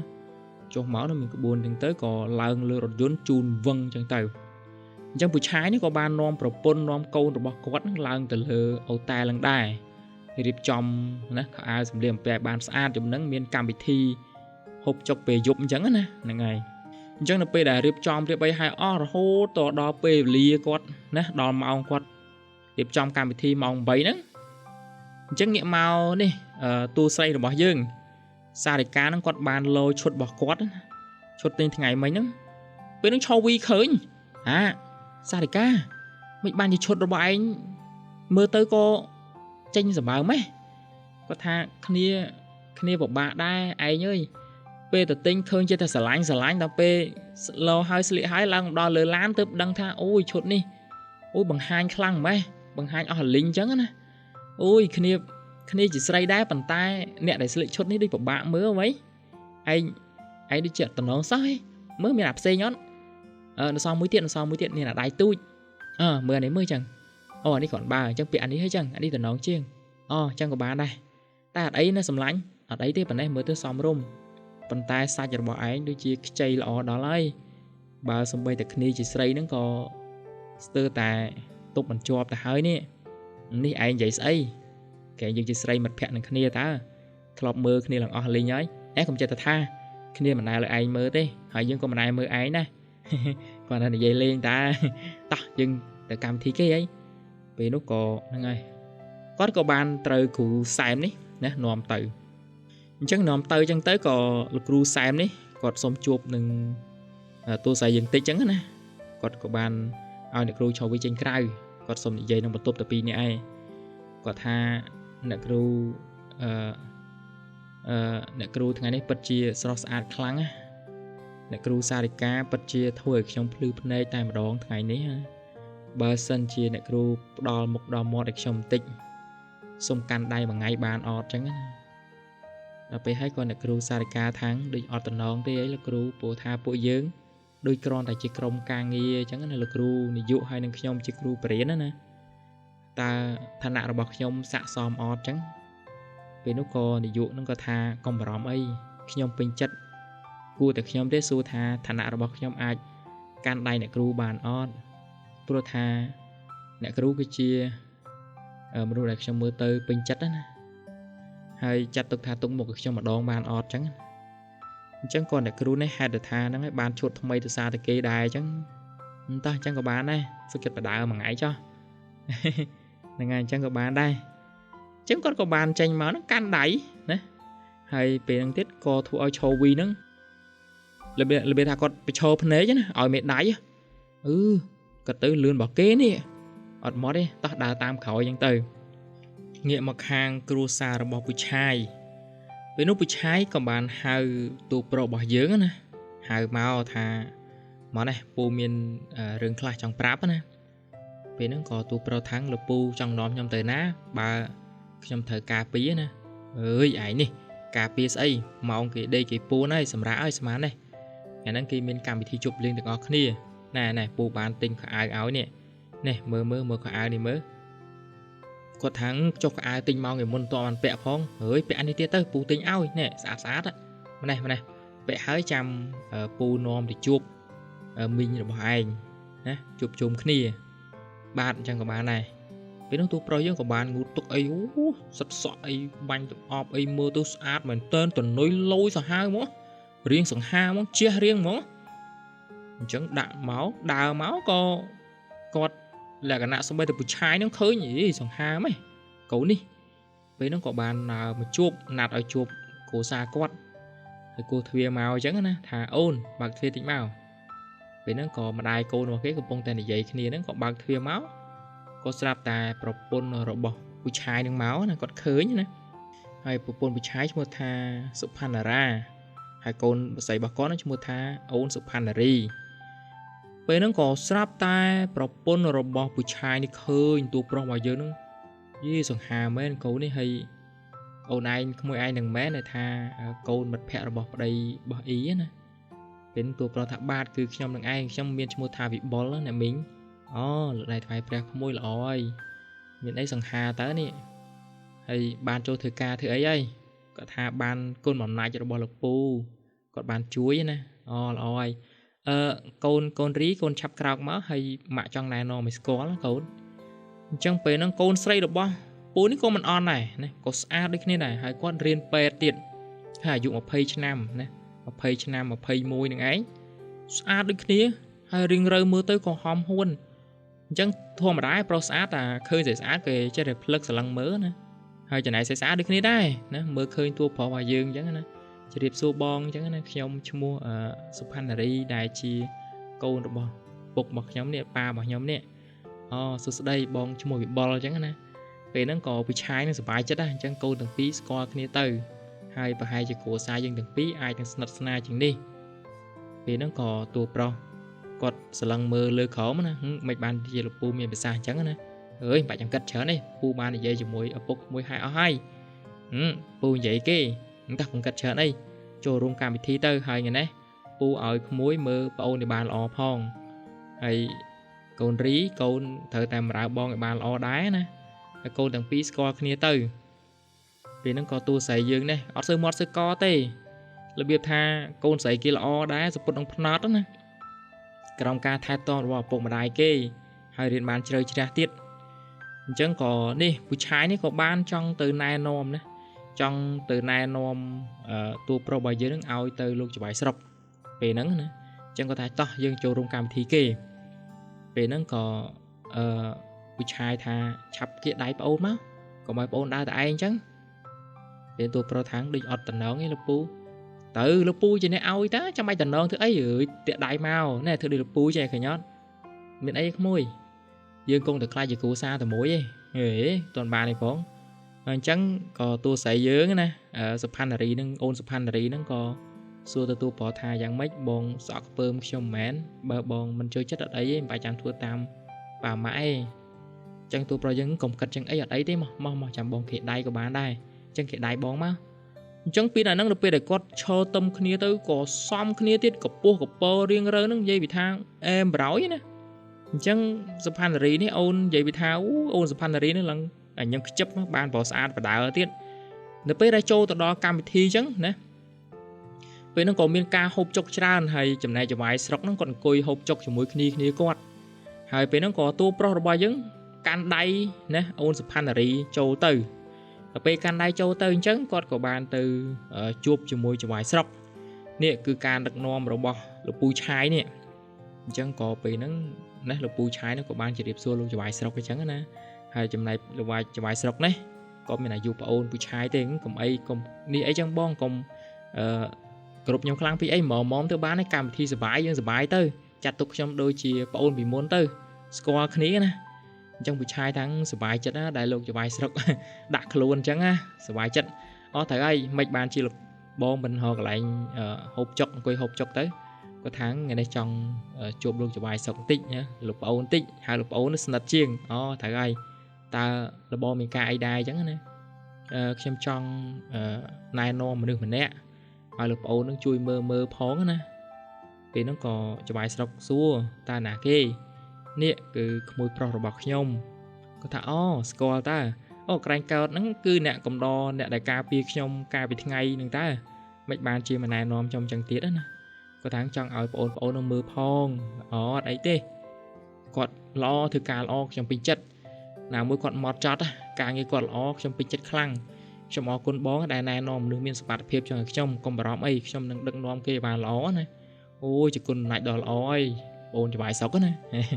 អញ្ចឹងក៏គាត់ថាឥឡូវចូលរកមើលកន្លែងហូបចុកនៅនោះទៅហើយបើចង់រាំក៏មានកន្លែងគេរាំដែរនៅទីនោះមានគេប្រគំត្រីនៅនោះណាអាចទៅរាំបានចាប់គូបានត្រូវហើយក្រែងលោកបងថាណែនាំគ្រួសារខ្ញុំស្គាល់នោះអីពេលនោះក៏ពូឆាយអូយភ្លេចឆឹងឡាយតែរវល់ការងារហ្នឹងនេះគ្រួសាររបស់ខ្ញុំនេះកូនស្រីរបស់ខ្ញុំហើយនេះប្រពន្ធរបស់ខ្ញុំហើយនេះគឺជាក្មួយប្រុសរបស់ខ្ញុំនឹងឯងស្រស់ស្អាតហើយនេះហើយមិនដែររៀនដល់ណាដល់ណីហើយគាត់សួរណាគាត់ថាចាលោកពូខ្ញុំរៀនពេទ្យនៅទីក្រុងភ្នំពេញហើយថ្ងៃហ្នឹងគឺដោយសារតែលោកប៉ាគាត់ហៅមកជួបជុំកម្មវិធីអញ្ចឹងណាហើយណាមួយចង់មកឲ្យណែនាំមកជួបជាមួយនឹងបងវិបុលដែរអញ្ចឹងថាការពិតគេមានគូគេតានេះបងវិបុលអត់ហ៊ានមាត់ទេកុំឲ្យរបៀបថាចេះដឹងជាងគេណាយើងអត់សូវឆ្លាតអញ្ចឹងយើងត្រូវតាមគេទៅគាត់ថាអីទេហើយចូលហូបអីហូបទៅពេលហ្នឹងក៏ស្រាប់តែគាត់បដើតួស្រីហ្នឹងបដើកូនស្រីហ្នឹងបដើអូនផារីហ្នឹងដល់ពេលបដើចូលរកកន្លែងអង្គុយភ្នែករបស់គាត់នេះភ្នែកតួស្រីយើងនេះ បាញ់ទៅចំណាបាញ់ចំទៅឃើញតួប្រុសរបស់យើងឡងសង្ហាមែនទែនហើយពេលនោះក៏ឆោវីចាប់អារម្មណ៍នឹងភ្នែករបស់តួស្រីដែរថាឯងកំពុងស្រឡាញ់ឯគេពេលនោះក៏គាត់ថាឯងមើលទៅទីនោះទៅពេលនោះឃើញពួកគាត់ប្រើគ្នាថាទីជាសង្សាររបស់ឯងតាហើយមិនបានជាគេទៅកាន់ដៃមនុស្សស្រីផ្សេងអញ្ចឹងហើយចន្ទរាននោះគឺជាណាគេពេលនោះតួស្រីយើងតម្លាក់ទឹកមុខខ្ចប់បរោយតម្លាក់ទឹកមុខងើបចេញបរោយណាដល់ពេលងើបចេញក៏ស្រាប់តែវាក់ចេញទៅក្រៅហ្នឹងគឺជួបជាមួយនឹងលោកចវាយស្រុកហ្នឹងដើរចូលមកក្នុងដែរណារបៀបតែគាត់ទៅក្រៅគាត់ចូលមកក្នុងវិញណាពេលនោះក៏វាក់ប៊ីបុកគ្នាអញ្ចឹងណាប៊ីបុកគ្នាក៏តួស្រីយើងភ្ញាក់អជាស្រ័យលោកចវាយស្រុកខ្ញុំសុំទោសខ្ញុំអត់មានចេតនាទេតើអ្នកនាងបញ្ញាប់តាណាមិនបានជាមើលទៅទឹកមុខអត់សុបាយចិត្តអញ្ចឹងមានធរៈអីមែនឬក៏មានកង្វល់អីមែនគាត់ថាអត់ទេខ្ញុំមានធរៈតខ្លួនតិចខ្ញុំសុំលាលោកចវាយស្រុកសិនហើយអញ្ចឹងគាត់ក៏រត់ចេញប៉ុន្តែនៅពេលដែលគាត់រត់ចេញអញ្ចឹងណាក្រសែភ្នែករបស់ចវាយស្រុកនេះក្រសែភ្នែករបស់គាត់នេះគឺមិនបានតេងដាច់ចេញពីសម្រស់របស់សារិកានឹងទេអញ្ចឹងគាត់មកក្រៅគឺយំបរោយទឹកភ្នែកគាត់ហ៊ូបរោយណាហ៊ូរបៀបថាហូរដោយទប់អារម្មណ៍អត់ជាប់មិនក៏ទៅជាអញ្ចឹងណាពេលហ្នឹងក៏តួប្រុសរបស់យើងគិតទៅជុលកែវអញ្ចឹងទៅហើយនៅពេលដែលគេជុលកែវជាមួយតួស្រីកូនរបស់ពូឆាយហ្នឹងអញ្ចឹងតួប្រុសយើងក៏ថាអូនឯងកុំញ៉ាំច្រើនពេកអាចសម្បឹងយ៉ាត់អីណាអញ្ចឹងតួស្រីយើងនេះនៅពេលដែលតួប្រុសបារម្ភអញ្ចឹងទៀតអារម្មណ៍នឹងនិយាយពីញ៉ាំរហូតណាតិចតិចុំអារម្មណ៍អូនអរគុណណាអញ្ចឹងណាអូនកុំញ៉ាំទេទុកបងញ៉ាំវិញណាបងញ៉ាំអត់ងាយសម្បឹងទេអញ្ចឹងតួប្រុសយើងបានគេហុចឲ្យជុលលើកអស់ច្រើនមែនតើអស់ច្រើនណាអញ្ចឹងក៏យើងស្ពឹកភ្នែកណាហើយក៏ពេលហ្នឹងក៏ពូឆាយថានាំបងទៅសម្រាប់ទុកឲ្យកម្មវិធីនេះណាពេលហ្នឹងក៏កូនស្រីថាប៉ាខ្ញុំចង់រាំស្នូលដូចគេប៉ាតើខ្ញុំអាចរាំបានអត់ណាសួរបងកូនទៅតើចង់រាំអត់តើលោកប៉ាអត់ប្រកាន់ទេអូយប៉ាមិនប្រកាន់ទេអត់អីទេរាំទៅពេលហ្នឹងក៏តួស្រីយើងអូនផារីណាបងបលតើយើងអាចរាំមួយគ្នាមួយបទបានអត់ចឹងណាគាត់ថារាំមែននឹងឲ្យរាំតោះចឹងទៅរាំអញ្ចឹងតួប្រុសហ្នឹងក៏បានរាំទៀតដល់ពេលរាំទៅមានថាការរាំរបស់គាត់នឹងកាន់តែស្និទ្ធខ្លាំងហើយគាត់សម្បឹងគាត់អត់សូវនេះគាត់តែពីទុនដៃទុនជើងយ៉ាងដែររាំអញ្ចឹងទៅហើយដល់ពេលរាំទៅគាត់របៀបដូចខ្លាចដួលហ្នឹងគាត់ក៏បានទប់ខ្លួនជាមួយនឹងកូនស្រីហ្នឹងហើយកូនស្រីហ្នឹងដល់ពេលគាត់អោបទៅហ្នឹងហើយល្មៀលក្រួយរបៀបថាកពស់កពើគាត់ណាអញ្ចឹងក៏គាត់អោបកូនស្រីហ្នឹងក៏សួរតិចបងឯងអោបខ្ញុំអញ្ចឹងអត់ខ្លាចគេមើលមកទេគាត់ថាអត់ខ្លាចទេព្រោះឥឡូវហ្នឹងគាត់ដល់ដួលហើយអញ្ចឹងគាត់កំដររងមកចប់អាចចេញអញ្ចឹងណាអញ្ចឹងគាត់ថាអញ្ចឹងចាំចប់បត់ចាំចេញក៏បានដែរអញ្ចឹងពេលហ្នឹងឆោវីនេះគាត់បានមើលឃើញទៀតថាអូដល់កមែនតើហើយវហ្នឹងផ្ទុះងាប់ហើយមិត្តភក្តិរបស់ខ្ញុំផ្ទុះទ្រូងហើយពេលនេះអញ្ចឹងពេលហ្នឹងក៏ស្រាប់តែលោកនាយកសែមណាគាត់ឃើញដែរមិនបានជាវិបុលបែរទៅជារំអោបមនុស្សស្រីផ្សេងអញ្ចឹងដូចជាអត់តំណងសោះអញ្ចឹងក៏ចប់មកបត់ទៅក៏តួស្រីរបស់យើងក៏សួរបងទៅសម្រាប់ទៅខ្ញុំជូនទៅវិញក៏បានដែរខ្ញុំគ្រាបងទៅអញ្ចឹងណាគាត់ថាអញ្ចឹងក៏បានដែរជួយគ្រាបងតិចហ៎អញ្ចឹងក៏តួស្រីហ្នឹងអូនផារីហ្នឹងក៏បាននាំវិបុលហ្នឹងឡើងទៅលើអតែលវិញណានាំទៅកតុបគេងវិញណាអញ្ចឹងគាត់សម្បឹងហើយពេលសម្បឹងហ្នឹងទៀតតួស្រីរបស់យើងសារិកាទៀតក៏បានឃើញអញ្ចឹងគាត់ក៏បានដើរតាមពីអាហ្នឹងណាដែលតួប្រុសរបស់យើងហ្នឹងគឺសម្បឹងរៀងទុនភ្នែកដែរអញ្ចឹងរៀងបើប្រឡែមចូលនឹងដួលអញ្ចឹងទៅអញ្ចឹងក៏បានកូនស្រីនឹងគ្រាដល់ពេលគ្រាទៅគាត់បានដើរតាមក្រោយរហូតដល់បន្ទប់អញ្ចឹងណាក៏អូនផារីហ្នឹងបើកទ្វារកតុបទៅណាក៏បានបិទទ្វារកតុបវិញចូលទៅទាំងពីរនាក់ណាអញ្ចឹងពេលហ្នឹងក៏តួប្រុសរបស់យើងគាត់សម្បឹងខ្លាំងហើយដល់ពេលដែលគាត់សម្បឹងចឹងទៅខ្លួនប្រាណរបស់គាត់ហ្នឹងគឺគេងនៅលើក្រែហ្នឹងបង្ហាញដងខ្លួនឡើងមើលទៅរៀងសង្ហាជះរៀងខ្លាំងណាអញ្ចឹងតួស្រីរបស់យើងនេះក៏បានដោះស្បែកជើងដោះឲ្យអញ្ចឹងណាដោះស្បែកជើងដោះស្រោមជើងដោះអាវក្រៅដោះឲ្យអញ្ចឹងពេលហ្នឹងក៏តួប្រុសរបស់យើងសម្បឹងក៏បានអោបអូនផារីនឹងជាប់អោបទៅក៏ផ្ដួលគាត់នឹងមកក្រោមវិញដល់ពេលផ្ដួលមកក្រោមតួប្រុសយើងក៏សម្លឹងមុខសួរថាមិនដេចក៏អូនស្អាតអញ្ចឹងណាមិនបានជាអូននៅក្នុងបន្ទប់បងវិញពេលនោះគាត់ភាំងមកហើយចុះគាត់អត់ស្គាល់ថាជាណាគេអញ្ចឹងក៏គាត់អត់មាត់ទេគាត់រៀងអៀនតម្លាក់មុខបន្តិចណាអញ្ចឹងពេលហ្នឹងគាត់ក៏បានយកមាត់របស់គាត់នេះទៅ ទល់ជាមួយនឹងកូនហ្នឹងហើយគាត់សម័យទៅដល់ពេលវេលាដែលគាត់ហ្នឹងនៅជាមួយនឹងតួស្រីរបស់យើងអូនសារិកាពេលរាត្រីណាអញ្ចឹងគាត់ក៏បានទល់មាត់អូនផារីហ្នឹងក៏បានទល់មាត់របស់គាត់ទល់ជាមួយគ្នាហ្នឹងទៅអញ្ចឹងដល់ពេលទល់មួយគ្នាទៅក៏តួស្រីសារិកានេះគាត់រុញទ្វារមកណារុញទ្វារមកឃើញពួកគាត់កំពុងតែនៅលើគ្រែនៅពេលដែលឃើញគាត់ស្រែកយកបរោយណាមនុស្សឈួតមនុស្សចៅមកសៀតមនុស្សបោកប្រាស់អញ្ចឹងណាអញ្ចឹងពេលនោះភ្ញាក់ផ្អើលព្រាតហាមិនចឹងបានគាត់ជេរអញ្ចឹងគាត់ក៏ប្រះខ្លួនចេញតួស្រីយើងអូនផារីប្រះខ្លួនចេញមកក៏បិទខ្លួនគាត់ថាតើអ្នកបងជាណាគេមិនបានមកចូលក្នុងកតុបខ្ញុំអញ្ចឹងពេលនោះគាត់ទៅចាប់តួប្រុសផ្ទះក៏ភ្លាមផាំងទៅឲ្យស្វាងណាអញ្ចឹងពេលដែលគាត់ឃើញអូនសារិកាមកផ្ទះខ្ញុំគាត់ចាប់ដែរហាមិនចឹងបានអូនមកទីនេះដែរអញ្ចឹងណាពេលនោះសារិកាយំមកហើយយំខ្លាំងរត់ចេញពីទីហ្នឹងបាត់ទៅតួប្រុសវិញក៏រត់តាមសោកបញ្ជឹងរត់តាមអូនសារិកាជប់សិនចាំបងផងអញ្ចឹងណាជប់សិនចាំបងផងអញ្ចឹងក៏រត់ចេញគាត់យំមែនទែនមកឈរយំនៅនឹងមាត់ទន្លេណាកន្លែងដែលគាត់ជួបជាមួយលោកគ្រូនេះហ្នឹងគាត់ឈរយំម្នាក់ឯងឈរយំអញ្ចឹងតួប្រុសក៏បានរត់មកដល់ណារត់មកដល់ហើយក៏និយាយពាក្យថាអូនមិនបានជាអូនមកអញ្ចឹងណាអញ្ចឹងសារិកាងាកមុខមកមិនចាំបាច់មកតាមខ្ញុំទេបើខ្ញុំមិនមកមិនទាំងខ្ញុំអាចដឹងពីចរិតដ៏អាក្រក់របស់លោកបានខ្ញុំខំផ្ញើចិត្តស្រឡាញ់ខ្ញុំខំផ្ដល់ក្តីសុខផ្ដល់ក្តីស្រឡាញ់ឲ្យលោកចុះមិនក៏លោកបែរជាធ្វើអញ្ចឹងដាក់ខ្ញុំទោះប្រថាបងសុំទោសបងស្វឹងទេបងអត់ចាប់អារម្មណ៍បងអត់ដឹងថាខ្លួនឯងធ្វើអីផងនេះបើអូនកុំមកហ្នឹងបងមិនដឹងថាខ្លួនឯងទៅណាណីទេអូនដឹងស្រាប់ហើយអញ្ចឹងណាក៏អូលោកឯងសបឹងចូលក្នុងកតុបជាមួយគេអញ្ចឹងណាសបឹងផងលោកឯងនៅចូលចិនកតុបមួយគេចុះទៅងំតែមិនសបឹងទៀតលោកពិតជាធ្វើបាបខ្ញុំខ្លាំងណាពេលហ្នឹងទូប្រុសក៏បានដើរទៅចិត្តស្ទុះអោបវឹងចាប់ឡើងជាប់អញ្ចឹងទូស្រីរោទះផងអីផងអញ្ចឹងណាអញ្ចឹងកាន់តែរើកាន់តែអោបអញ្ចឹង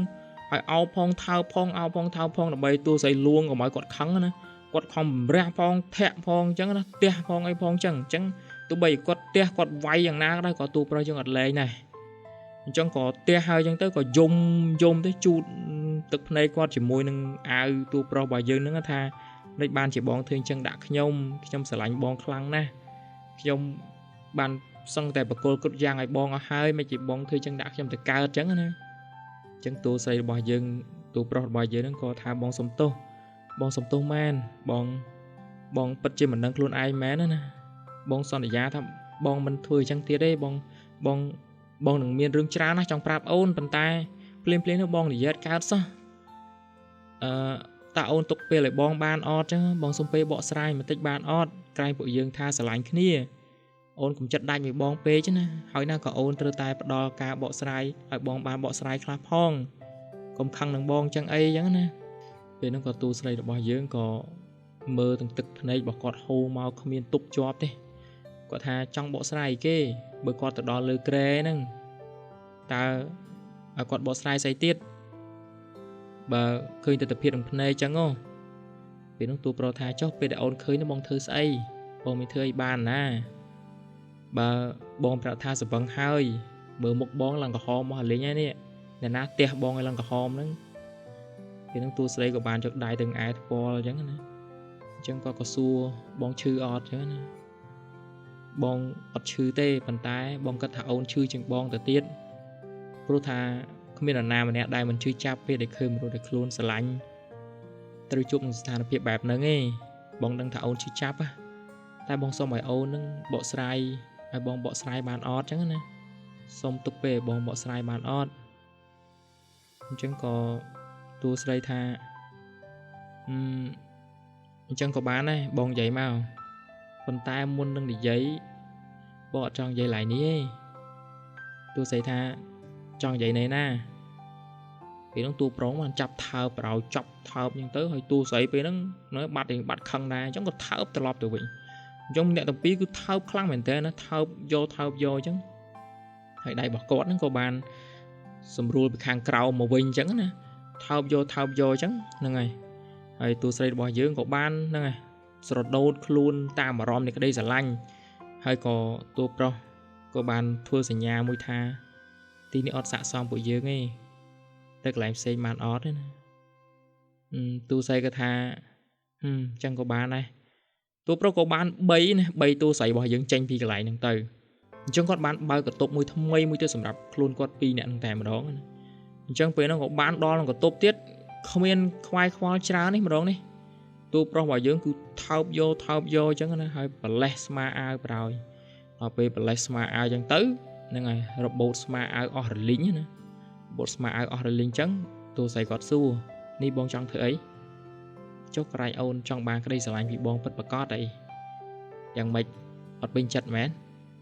ពេលហ្នឹងតួស្រីថាអត់ទេអត់ធ្វើចឹងទេ